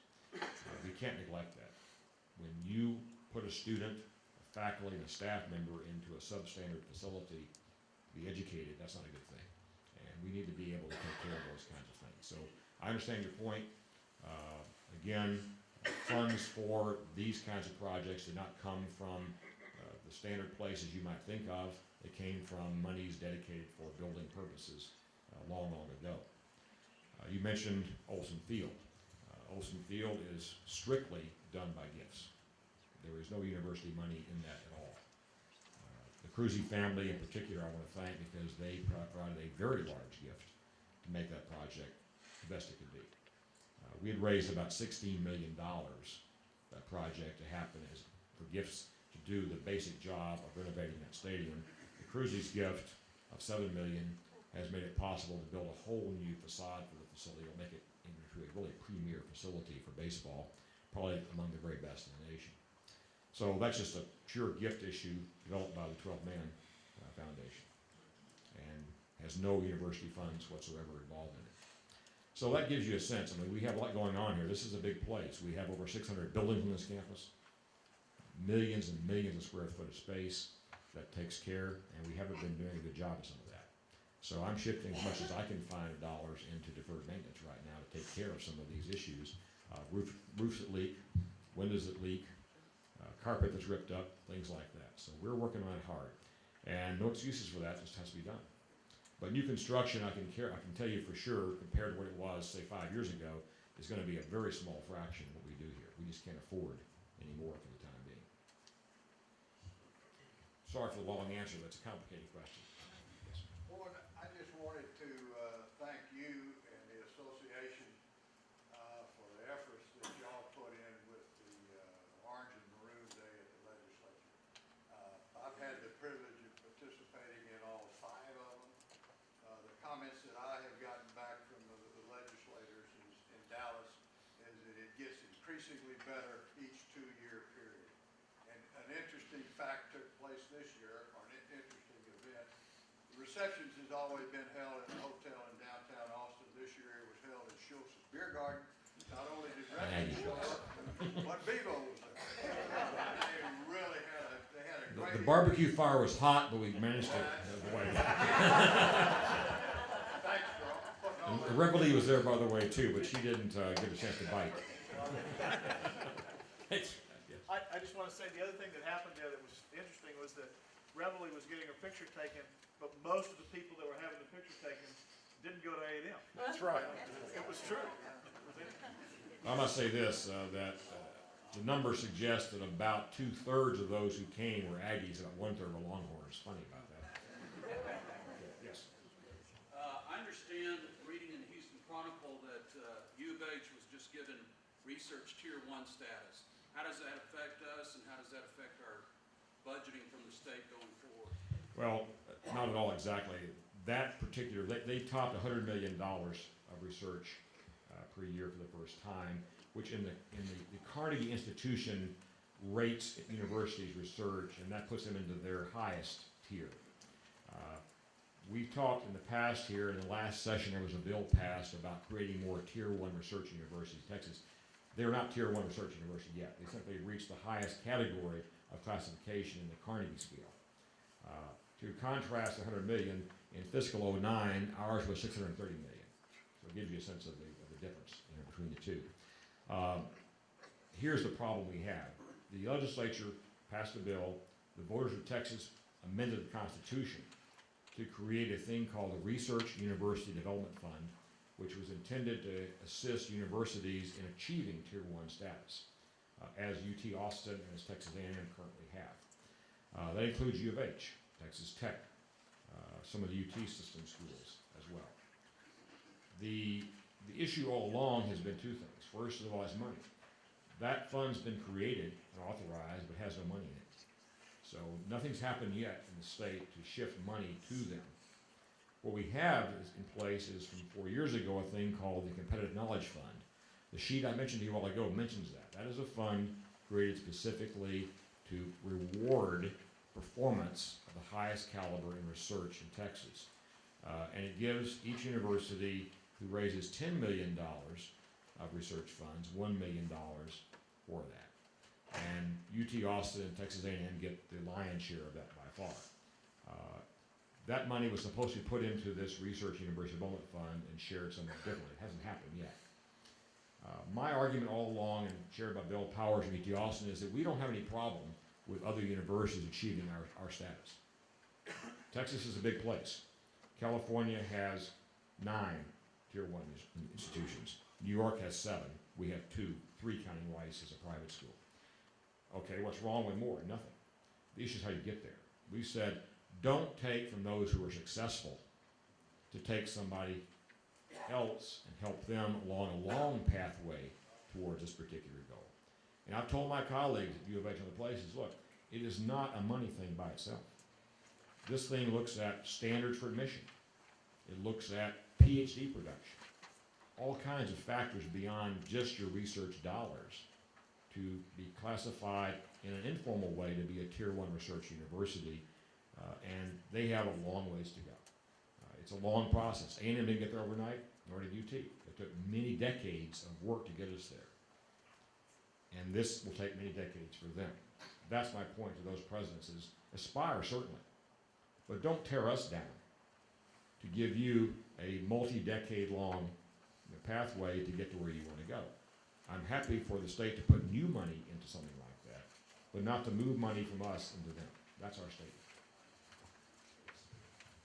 Dr. Loftin, could you give us a quick update on the status of the MSc project? Yes, thank you for that. It was mentioned by Bob in his remarks there. This project is well along. It is on budget, sir, and it's ahead of schedule, in fact. We will probably be in a little bit earlier than we had first planned. The issue for us is, again, the fundraising part here. We can get the building finished, but we can't do all the pieces inside without the funds we're trying to raise with the help of the A&M Foundation right now. And so I would encourage you to think about that particular issue you mentioned. It's been very popular among some classes to try to generate for a class one of these pillars or columns in the building as a memorial to the class itself. And that's a very, very good way to help us along our pathway here. But the project is well along. We're beginning tours, in fact, of parts of the building now. I met with MSC leadership recently, and they're starting to create ways to bring people into parts of the building that are now coming into some degree of stability. The 12th Man Hall, which is a very new addition on the east side of the building, is well along to completion right now. It'll be spectacular. The big, I emphasize, 12,000 square foot ballroom is being built over where the loading dock used to be, or still is, but it's covering it up basically, and that's going to be the largest ballroom in this part of the state. And that's coming along well now too. They're about to pour the floor for that. So it's really coming along very nicely. Vaughn Construction, an Aggie-owned business, is the contractor there and is doing a very good job on the building. We're very fortunate that even though we had some surprises in tearing into an old building, the fact that the construction costs have been lower and we had subcontractors come in below budget, it's helped us deal with surprises without having to raise the budget or diminish the project anyway. So I'm very pleased with the progress there. It's being well handled by a good Aggie firm. Anything else? Yes. Could you give us an update on the court? The Corps Cadets, well, I'm being followed by a man who will do that very thing for you.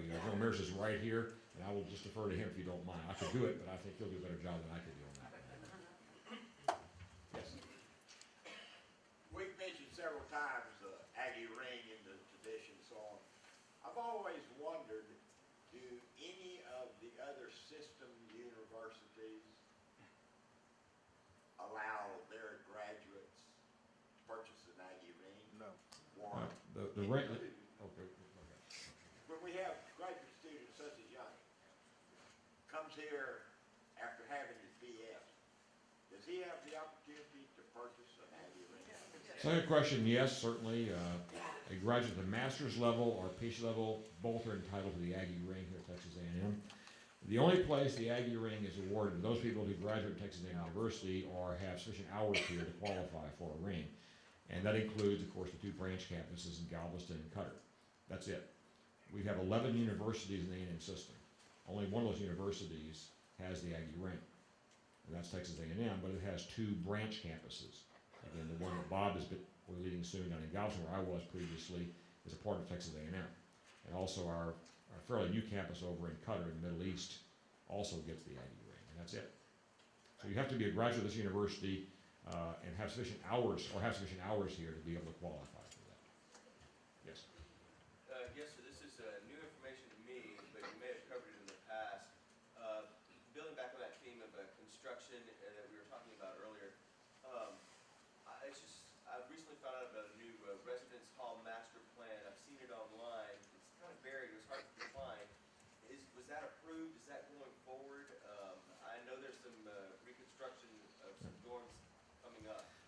good question. Now we have a master plan for the entire campus for residence halls, which is what you're referring to right there.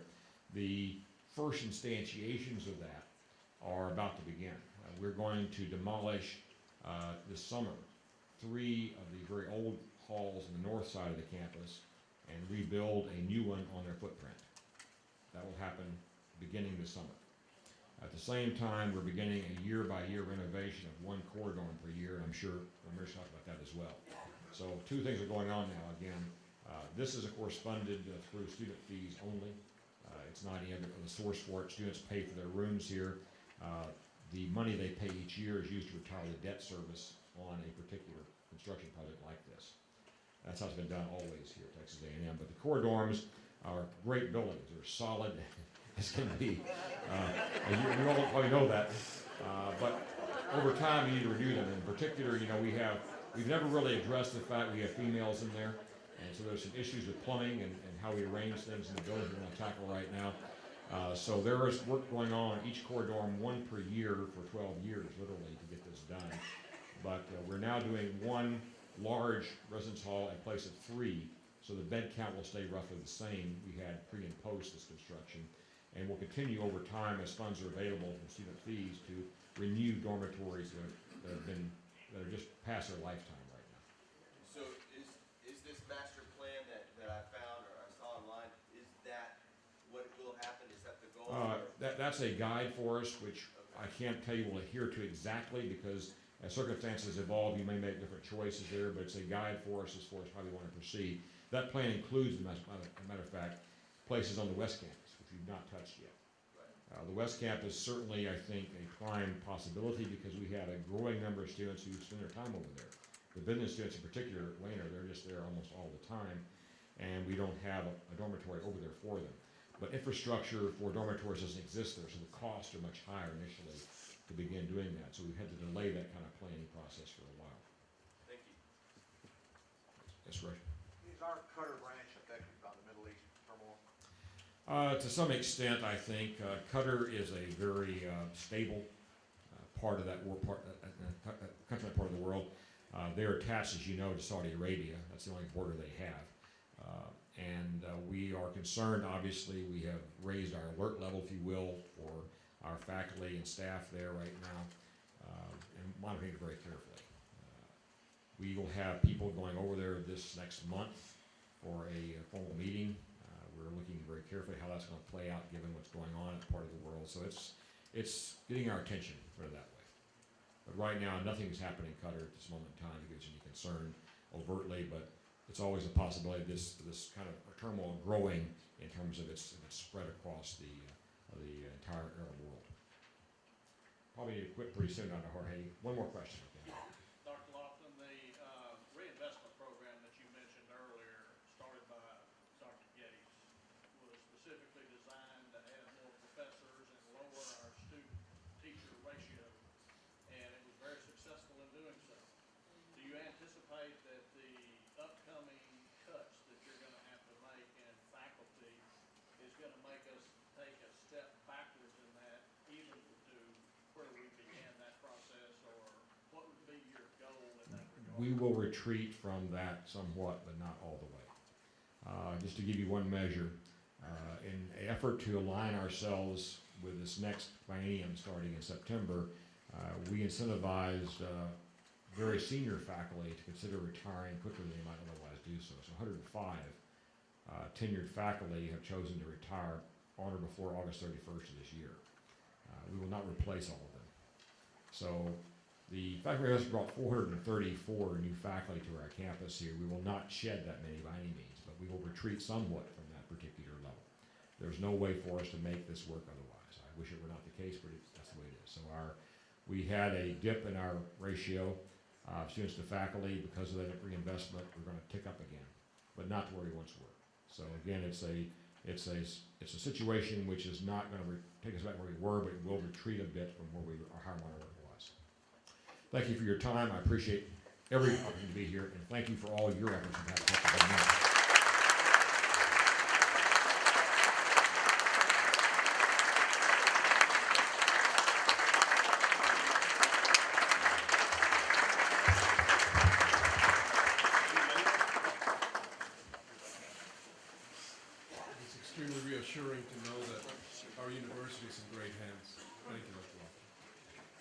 It's now my pleasure to introduce Brigadier General Joe Ramirez, class of 1979, the 39th Commandant of the Corps of Cadets. Brigadier General Ramirez assumed leadership in the Corps in November of 2010 after 31 years with the United States Army, where he retired as Deputy Director of Plans, Policy, and Strategy at the United States European Command in Germany. He's a native of Houston and was a distinguished military graduate of Texas A&M in 1979 and was commander of B Company in the Fighting Texas Aggie Band. General Ramirez, please join us.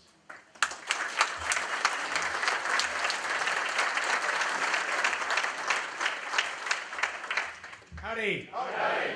I'm not sure how it is. I always wind up following President Loftin, and I'm not really sure why I get that distinction of being able to follow our president. It's a really tough act to follow, but I got to tell you, having been here every bit of about 100 days now, I think we're extremely lucky to have him as our president. He's truly looking out for our university. As I mentioned, I've been in the job now a little over 100 days. I've got it all figured out. It's running smoothly over there, I can just tell you. Porter asked me to take some time today to come talk to you a little bit about the Corps of Cadets and where we are today, and a little bit about where we think we're going to go in the future. And just to give you some background, here in the next couple of weeks, my staff and I are going to sit down and we're going to develop our strategic plan. In the military, normally you take command of an outfit, they give you about 90 days to kind of assess where you are, and then determine from there what the unit's strengths are, what its weaknesses are, and then what your plan is to take the unit into the future. I adopted the same model here. I've said about 100 days now. A lot of really great things going on over there in our Corps, and a lot of, I think, a bright future for the Corps. And I'm going to talk to you a little bit about where we are today, some of the things we've done, and then some of the initiatives we've got for the future, and a little bit about my vision for where I'd like to see our Corps here in the next 10 years or so. So with that, first slide. I always start with what is the purpose of the Corps. This was the purpose of the Corps when I got here and took over as the Commandant in November, and I got to tell you, it's a pretty good purpose. We'll take a look at this when we meet with our strategic planning team, but I got to tell you, I think it's a pretty good purpose. Develop well-educated leaders of character to go out and serve our country, both in the private and public sectors. Very, very strong words, and words that I strongly espouse, having spent 31 years in the United States Army. Next slide. Just to give you an idea of where we are Corps strength-wise, we ended the semester at about 115 cadets more than we did at the same time a year ago in December of '09.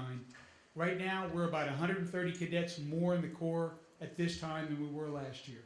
We're on pace to finish this year with well over 100 cadets more this year than we did last year.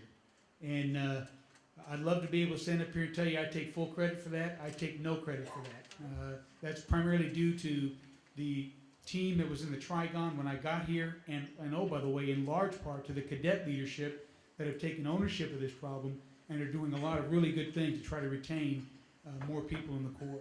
Right now, we're about 18% attrition rate, which is pretty good when you look at past years and how we've done in the Corps. And my intent is to lower that over time. Next slide. This is kind of a snapshot of where we are today. For those of you that were here in November when I first talked, when I had a few minutes to talk about what my goals and priorities were, I had 3 priorities. The first one was academics, the second one was recruiting and retention, and the third one was diversity.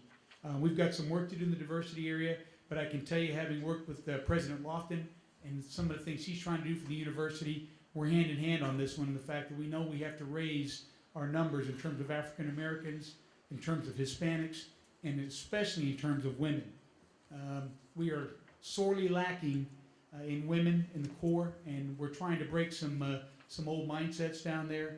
And I've told every Corps leader there, you know, the hard reality is when you leave Texas A&M University, you're either going to work with or for women. And I just, you know, it's the reality. You know, and I've told them, if you think that, for example, you're going in the military and that the military is an all-male bastion, think again.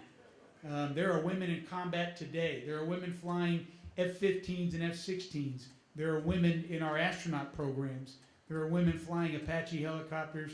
There are women leading combat patrols every day. So I'm trying to get these guys to understand that, you know, that's the future, and that's going to be a hard dose of reality when you get out there. And I've told them, if I can just raise the number of women, you know, from 12% to say 15% in the next couple of years, I will not only raise the number of cadets in the Corps, I'll also raise my GPA. Significantly. Ties back to my first priority. So, you know, I know where my strengths lie. So anyway, again, we've got some work to do, but there are a lot of good things. I think as we look at our recruiting campaign and some of the things we're looking at for next year. This is where we ended this semester. We ended the semester with an overall GPA of 2.73. And I got to tell you, that's the highest in decades. If when I was here, we'd have finished with a 2.73, we'd have all been doing cheetah flips out there in the quad, you know, to celebrate. And it's incredible the effort that the Corps has put toward academics this year, and we continue that. Unfortunately, we still lag behind the university by about 0.2 percentage point. Something I want to close that gap. I want to be able to go tell moms and dads as I'm out there in the recruiting trail that your son and daughter comes and joins the Corps Cadets. They stand a very good chance academically of either being equal to or better than the university's academic average. And that's my goal. Our goal for this semester is 2.85 or better, and I feel very confident that we're going to meet that. And I tell you, I've spent a lot of time with academic advisors. I've met with every single dean, and all we've talked about is how to help the Corps succeed academically. And I can tell you, we've got a lot of great support across the university to do just that. Next slide. Some of the accomplishments. I've talked to some of these already. You know, we commissioned 63 new officers into the military in December. We're well on our way to commissioning probably close to 100, if not more, in May. Something I'm very proud of. We still have a lot of young men and women who are willing to stand up and raise their hand and take that oath and join our military at a time when we're at war.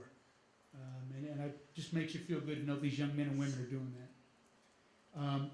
I sponsored a reception for our academic counselors. Number one, to say thank you, and number two, to solicit their help for the upcoming year, to say we need to improve and get better on what we're doing right now academically. And I got to tell you, we enjoy broad support across the university in that endeavor. Next slide. Just some of the things. It was a busy fall semester for the Corps.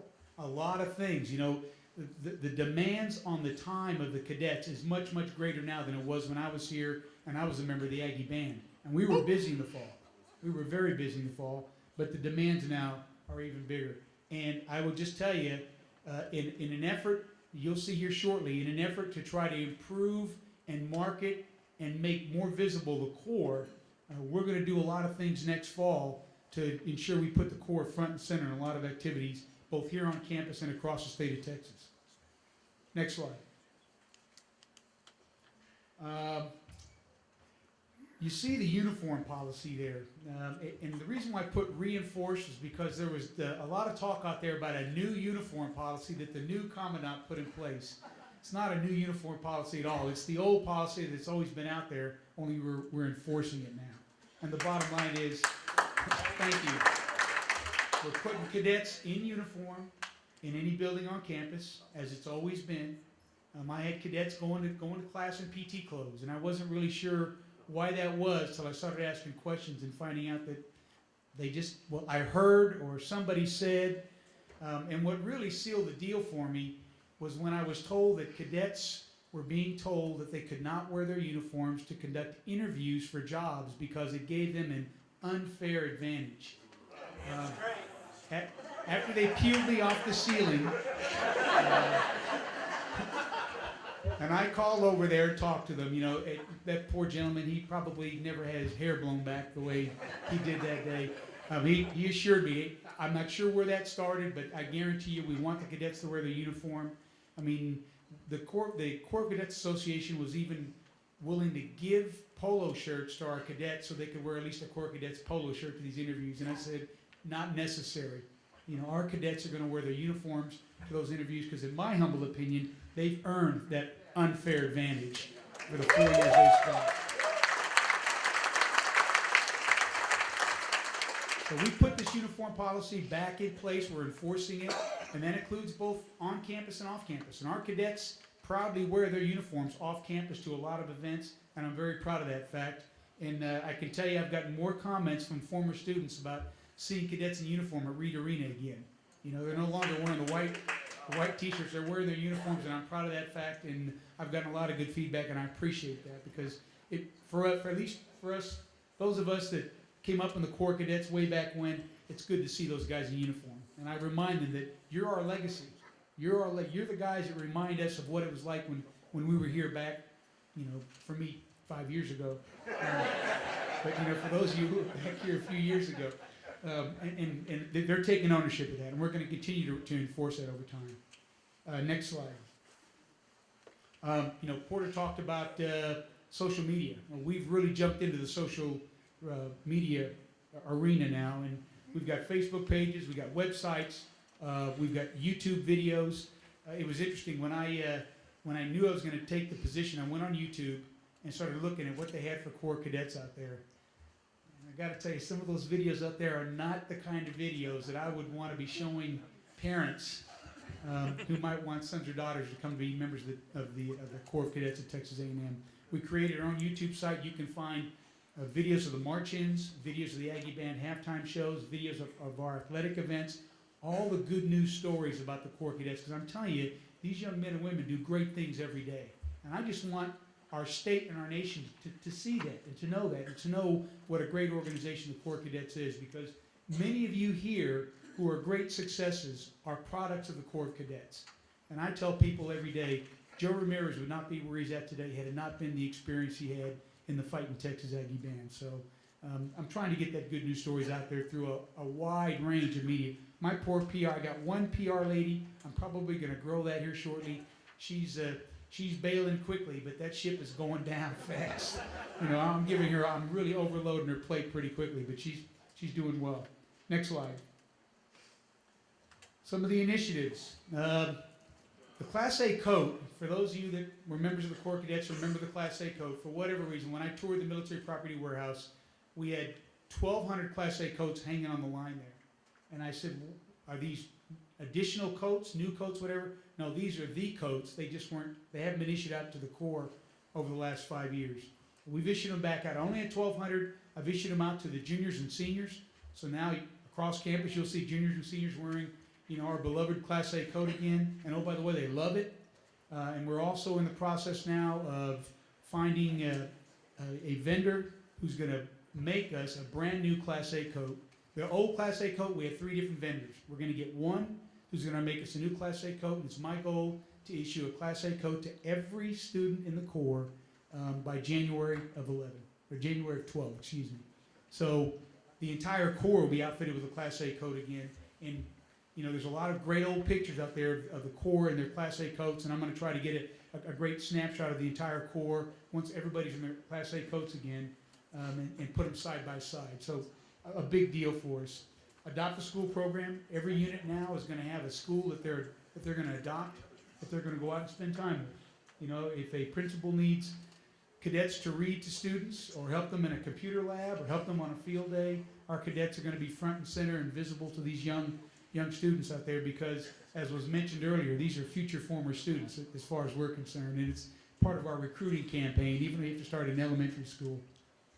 We're going to set up a Corps recruiting booth at football games. The first 2 games that I attended this year, I attended as just a fan because I wasn't yet in the position.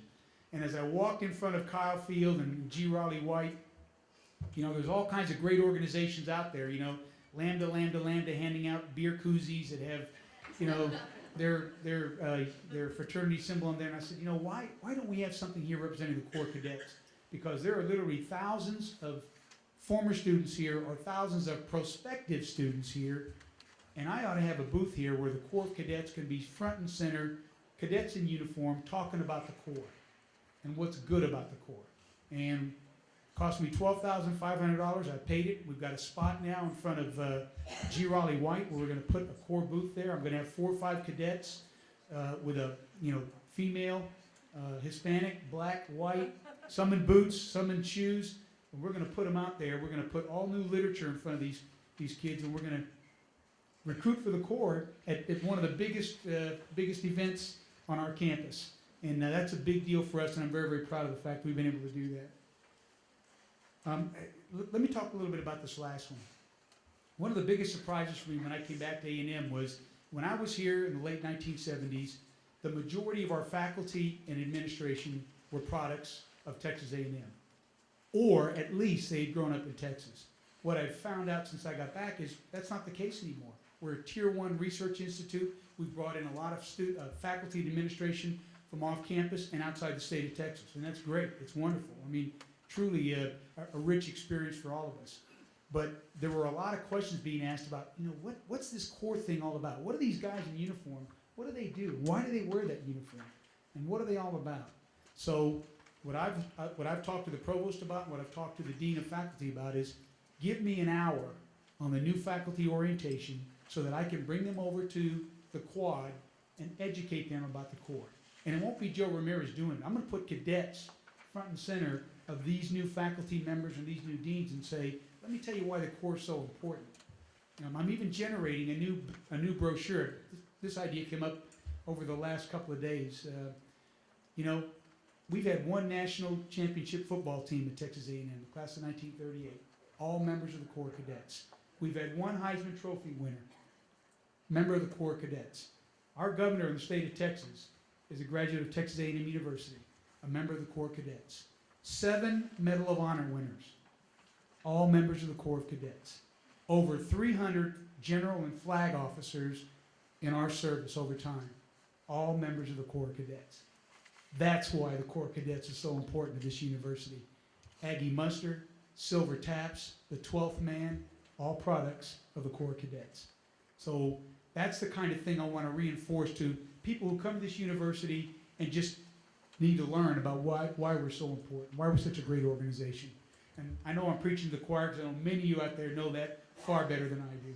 Next slide. We've got 25 cadets traveling to Germany in March. We got 25 cadets going to China in May. I've got cadets going to Thailand, Mongolia, Malaysia. We're going to send as many cadets abroad as we possibly can. After 31 years in the United States Army, I've learned that, you broaden their experience. You get that high-impact learning experience when you get these cadets off the campus and get them out to see the world. And I've got cadets going to Germany now that have never been outside of Texas. And they're about to get a real shock. And I just left Europe, so I altered the tour a little bit. They're going to go to Berlin. They're going to meet with the embassy there. They're going to get a chance to get briefed by the country team. Then they're going to go down to Stuttgart, my old stomping grounds. They're going to get a full briefing by the U.S. European Command on U.S. engagement and policy with respect to Europe. And these are the kinds of things I want to try to do with our cadets to broaden their experience. That's going to make them better cadets, but even more importantly, it's going to make them better once they leave Texas A&M University and go on to do whatever they choose to do afterwards. We're going to form a block T on Kyle Field next year. I think it's either going to be the Kansas game or the Missouri game. One of the games where the visiting team doesn't bring their band. We're going to march the band, the Fighting Texas Aggie band. I would never take away that performance. We're going to bring them, they're going to march, and then we're going to form the entire Corps on Kyle Field in a block T. I've already talked to Bill Byrne about it and got his full blessing on it. And we're going to put the entire Corps, hopefully by then about 2,200 strong, and we're going to put them on Kyle Field. We're going to form a block T. I'm going to try to get a 1-minute video up on the Jumbotron, but it doesn't cost me an arm and a leg, and talk about the history of the Corps. And show those pictures of the original block T. And the first one was in 1915, Sam? Yeah, the first one was in 1915. And I want to show how we've come from that. No, the first one was in 1915. No, the first one. The first one was in 1915. I know the 4 years I was here, in the late 70s, we had no block T. We're bringing it back. So, yeah, we'll try to get it straight. I tell you, a step at a time. I just got to tell you, when I went to Bill Byrne, I said, rather than do a march in, I'd like to do a block T on Kyle Field. And Bill Byrne, our athletic director, said, "Why are you going to do it at the march in? Why don't you do it at halftime?" He said, "You got 80,000 fans in the stands. Why not do it at halftime?" And I said, "Well, are you okay with that?" Because, hey, the halftime is yours. You got a set amount of time. you do with the halftime as you see fit. So we're going to put the entire Corps on the field at Kyle Field at halftime, one of the games. So check your programs because we're going to do it. We're going to put the entire Corps on Kyle Field again for the first time since 1956. Which, oh, by the way, was the year I was born.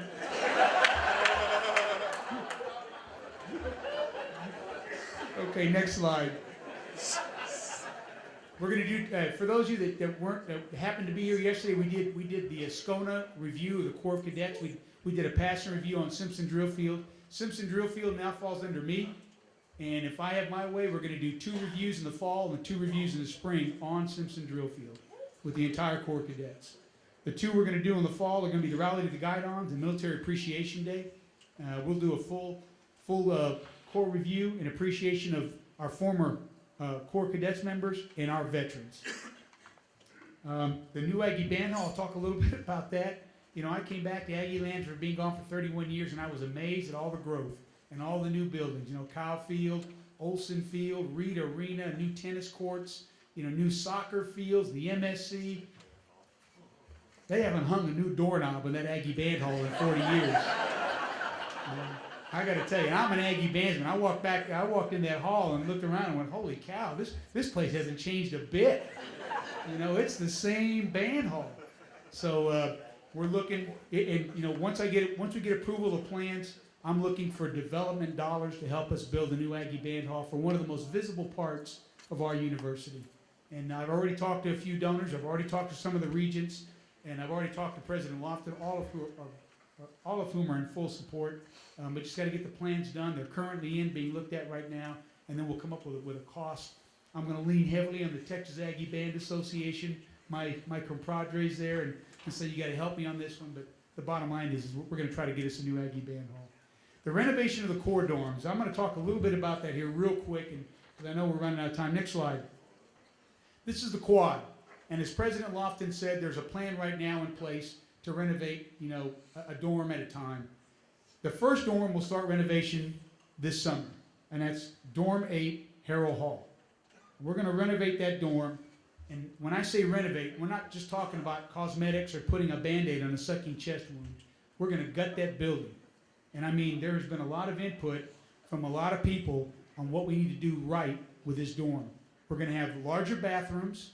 We're going to have larger rooms because, for those of you who remember the Monster, we're taking the Monsters out, and which will make the rooms bigger just automatically. We're going to have better lighting, better heating and cooling, a new HVAC system in there so we have better air quality. Top to bottom, we're going to do it right. Electricity, plumbing, everything. But what's even more important is you remember there's a lounge right here in the end. We're going to tear down that lounge and we're going to build what's called a Leadership Learning Center. 4 stories. It's going to be 17,000 square feet, and it's going to connect Dorm 8, Harold Hall, and Dorm 6, which is Lacey Hall, I believe, and it's going to connect those two dorms together.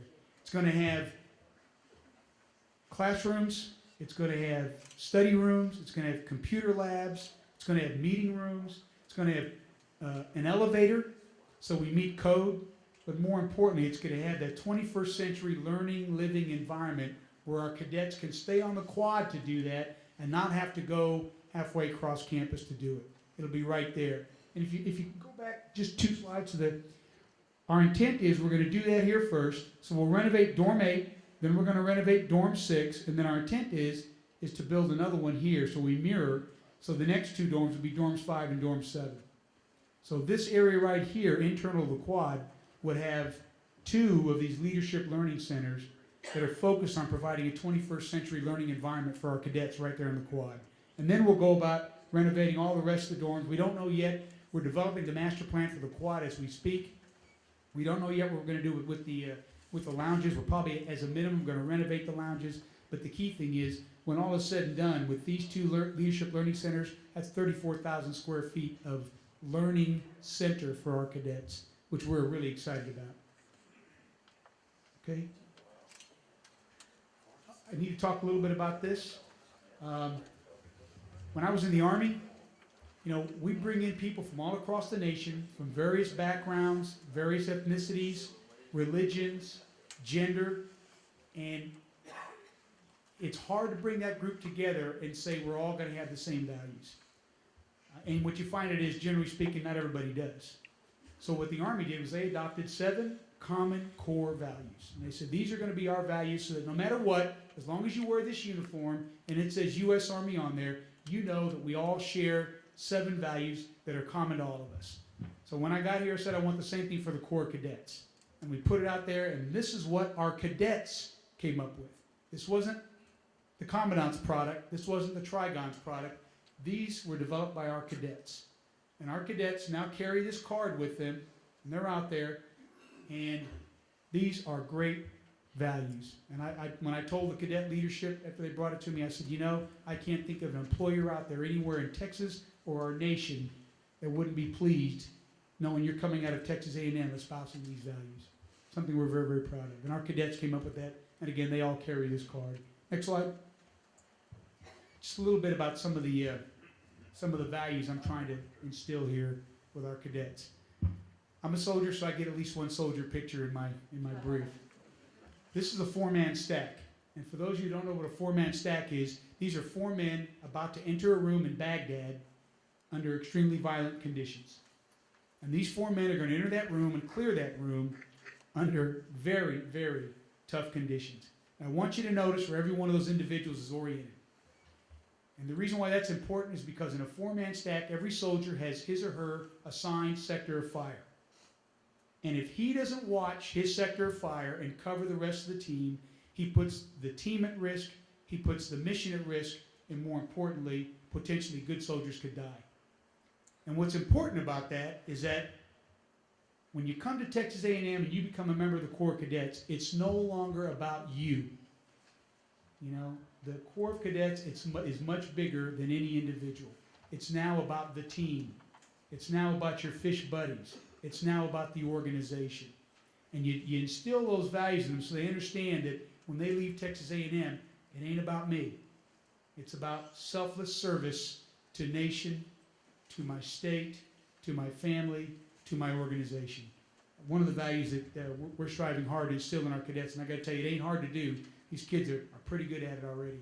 Next slide. That's a pothole. I'm from Houston, Texas. I grew up with a lot of these. The reason why I put a pothole up there is because another thing I tell our cadets is, you know, when I was a young lieutenant, my 1st battalion commander said, you know, Joe, the road to success is full of potholes.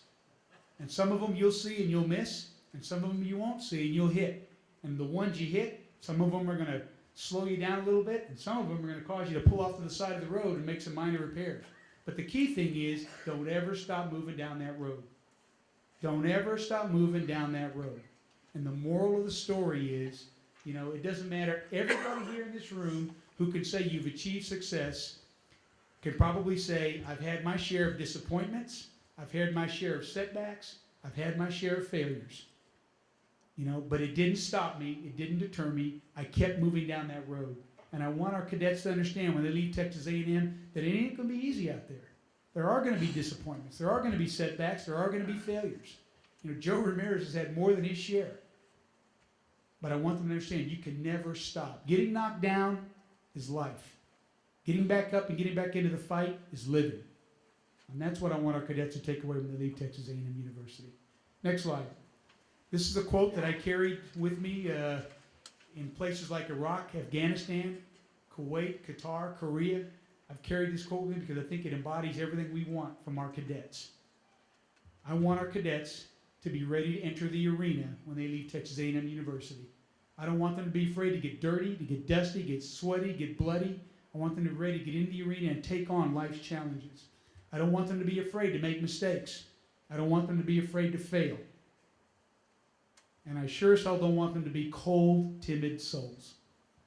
And every time I look at those kids, I say, you just remember, there are a lot of young men and women out there your age who are leading combat patrols today in Iraq and Afghanistan, and I guarantee you none of them is a cold, timid soul.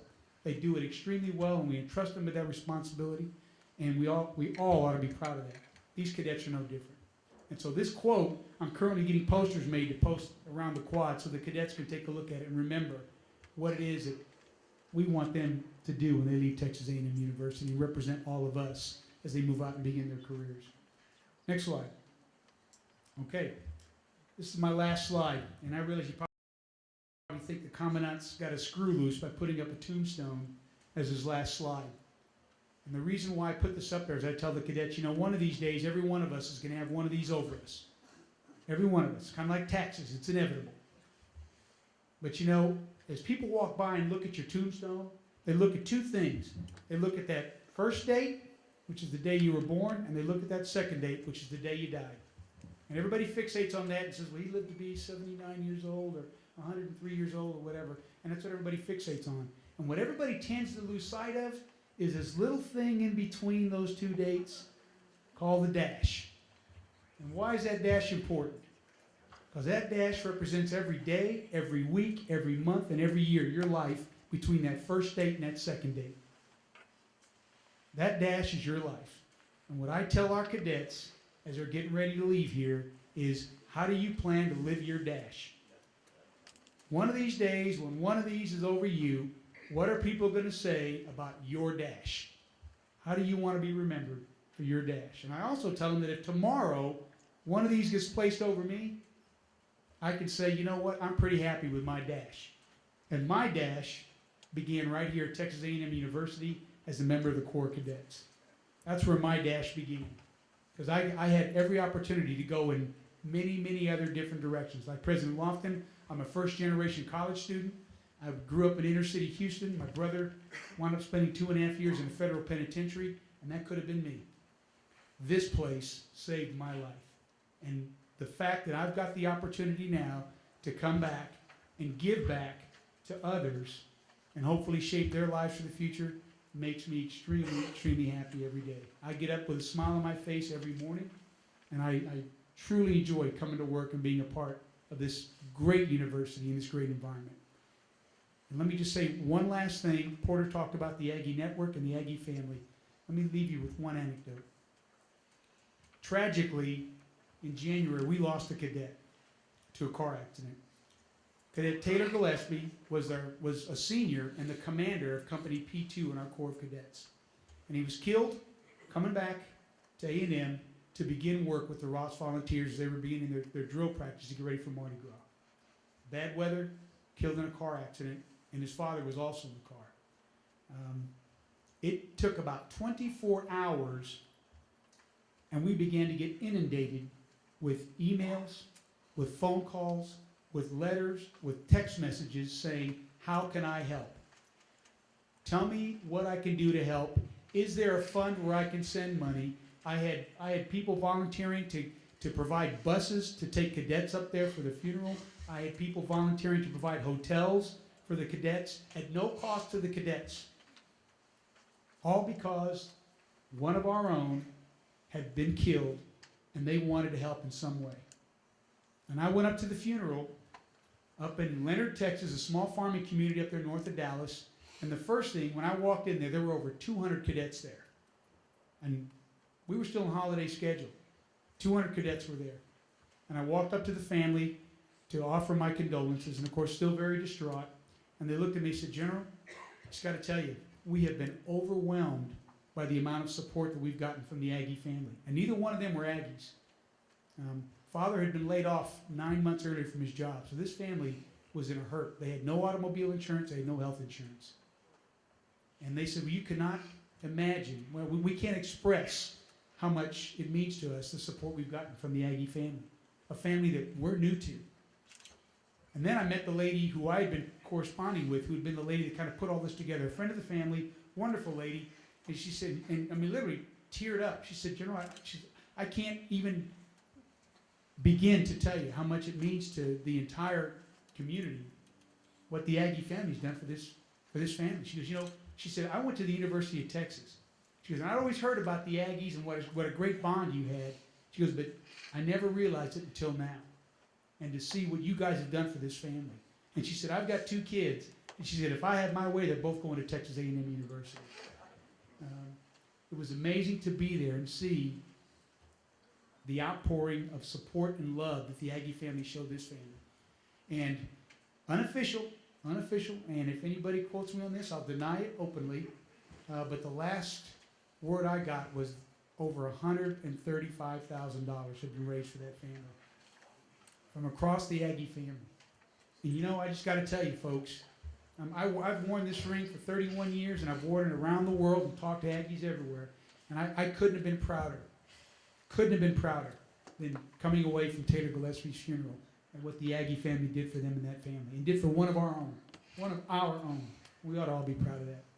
So, that's our court today. I'll hopefully be able to come back a year from now and tell you that we're at 3,000 strong.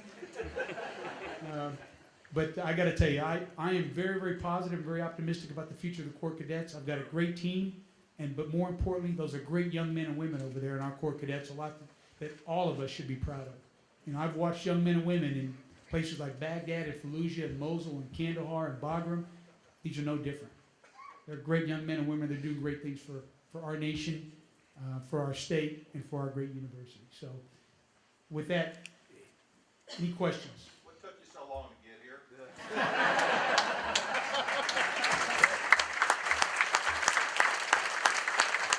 Thank you.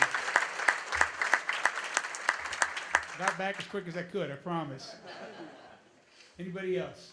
General Ramirez, I have a suggestion. If you're going to be raising funds for the dorm rehabilitation, you might sell all the boards you're going to find in the walls in there. You're right. I'm almost afraid to see what comes out of those walls when they start tearing them down. You know, I'm just hoping there's no skeletons from my day back there. Anybody else? Are you going to keep the steam tunnels? You know what's interesting? This is when we put out on our Facebook page, hey, any ideas on what we should do to renovate the dorms, you know, any ideas for the rooms and all. I had former students say, bring back the pipes in the rooms. I remember hanging from those pipes, you know, but I actually had former students say, bring back the pipes in the room. I'm like, oh my God. Anybody else? They look mighty elaborate in 39. Well, I know. Those boys up in New country, well, they did look great. But I got to tell you, I had a great meeting with Coach Sherman this past week. We sat down for about an hour and a half and talked about a lot of things. And oh, by the way, he's a huge supporter of the Corps Cadets. And he said, you know, 2 years ago, I brought all the incoming freshmen from the team and put them in dorm 12. He goes, man, I got to tell you. He said, well, some pretty rough dorms over there. He said, you know, he goes, have you thought about renovating those dorms? I said, Coach, we're starting. He goes, man, I got to tell you, because if I were recruiting football players, I wouldn't take them to those dorms. I said, I hear you, Coach. I hear you. I'm trying to recruit for the Corps. I said, I hear you. So, well, listen, thanks again for all that you do, and thanks for all your support of the Corps Cadets. I got to tell you, we're alive and well, and we ain't going anywhere soon. So, God bless you, and thank you for all you do.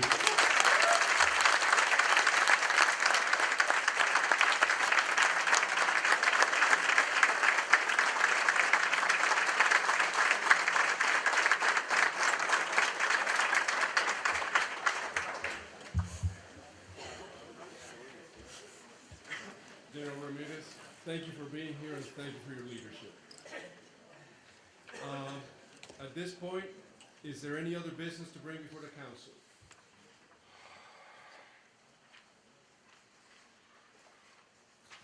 I have one item to bring before the council and it relates to our distinguished alumni recipients that Porter mentioned earlier. One of our recipients is with us today, and I believe we have a few special guests to help us with this matter.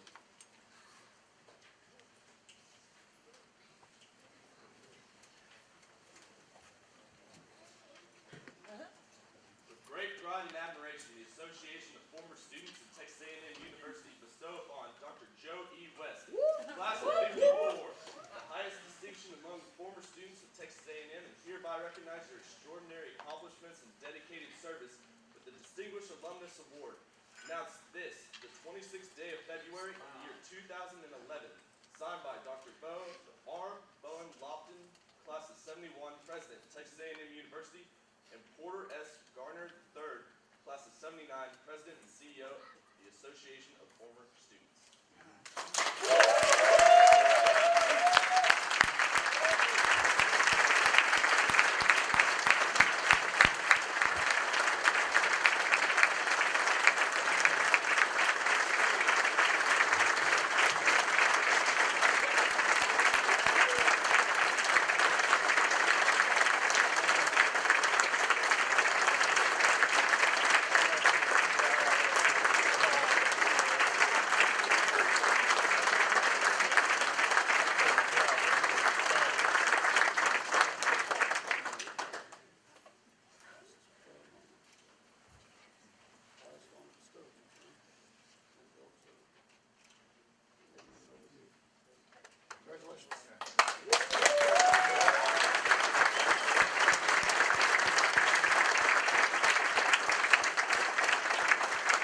Could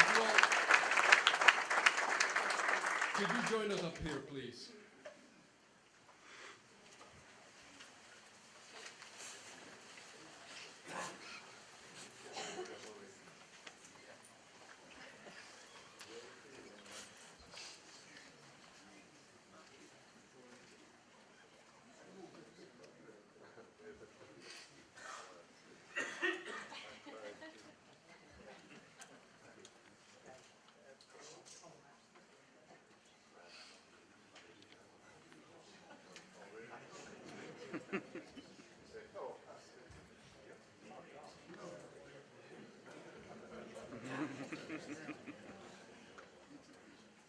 Marty, yes.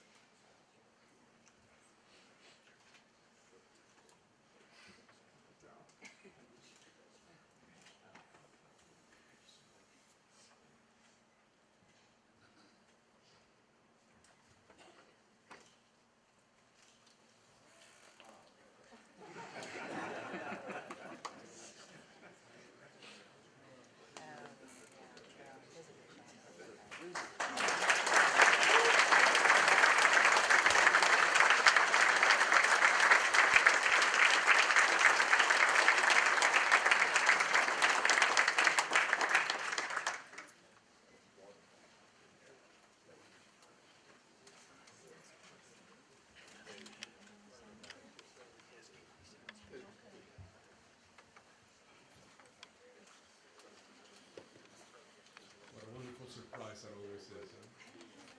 As we close our meeting, I want to thank each of you for all you do representing Texas A&M and in serving your class, club, or constituent network.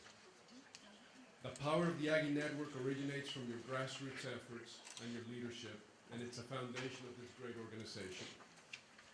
I'm honored, and as I said before, humbled to serve as chair of the association's board of directors, and I look forward to working more closely with each of you this year.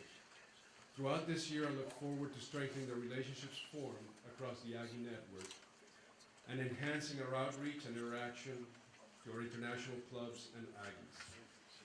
To close the 2011 Winter Leadership Council meeting, I'd like to ask any former Yale leaders in the audience to come forward and lead us in the singing of the spirit of Aggieland. As this group comes forward, let me make a few quick announcements. For those who are members of the Sol Ross group, that's any member of a class that has been out of school for 55 years or longer, please make plans to attend the 2011 Sol Ross reunion, March 7th through 9th. Dan Clinton, class of 1952, serves as president of this group. I'm sure Dan or any member of our former students program can provide more information about this reunion. As volunteers, it is critical that you stay familiar with the workings of the Aggie Network. To help in that endeavor, our staff has created a resource guide which will be mailed to each of you in the next few weeks. This publication is designed to help you learn more about the association and to provide contact information for the various Texas A&M entities. A condensed version of the resource guide has been provided to you in the Aggie Network at a glance card, which should have been in your chair today. Included in it is a calendar of events which lists our next Leadership Council meeting as October 29th. As you begin making plans for that meeting, please remember that all meeting notices and registration materials for future council meetings will be sent via email and can be found online at aggienetwork.com. If you do not have an email address, we will continue to send your information via regular mail. And now I invite our former Yale leaders to lead us as we sing the spirit of Aggie.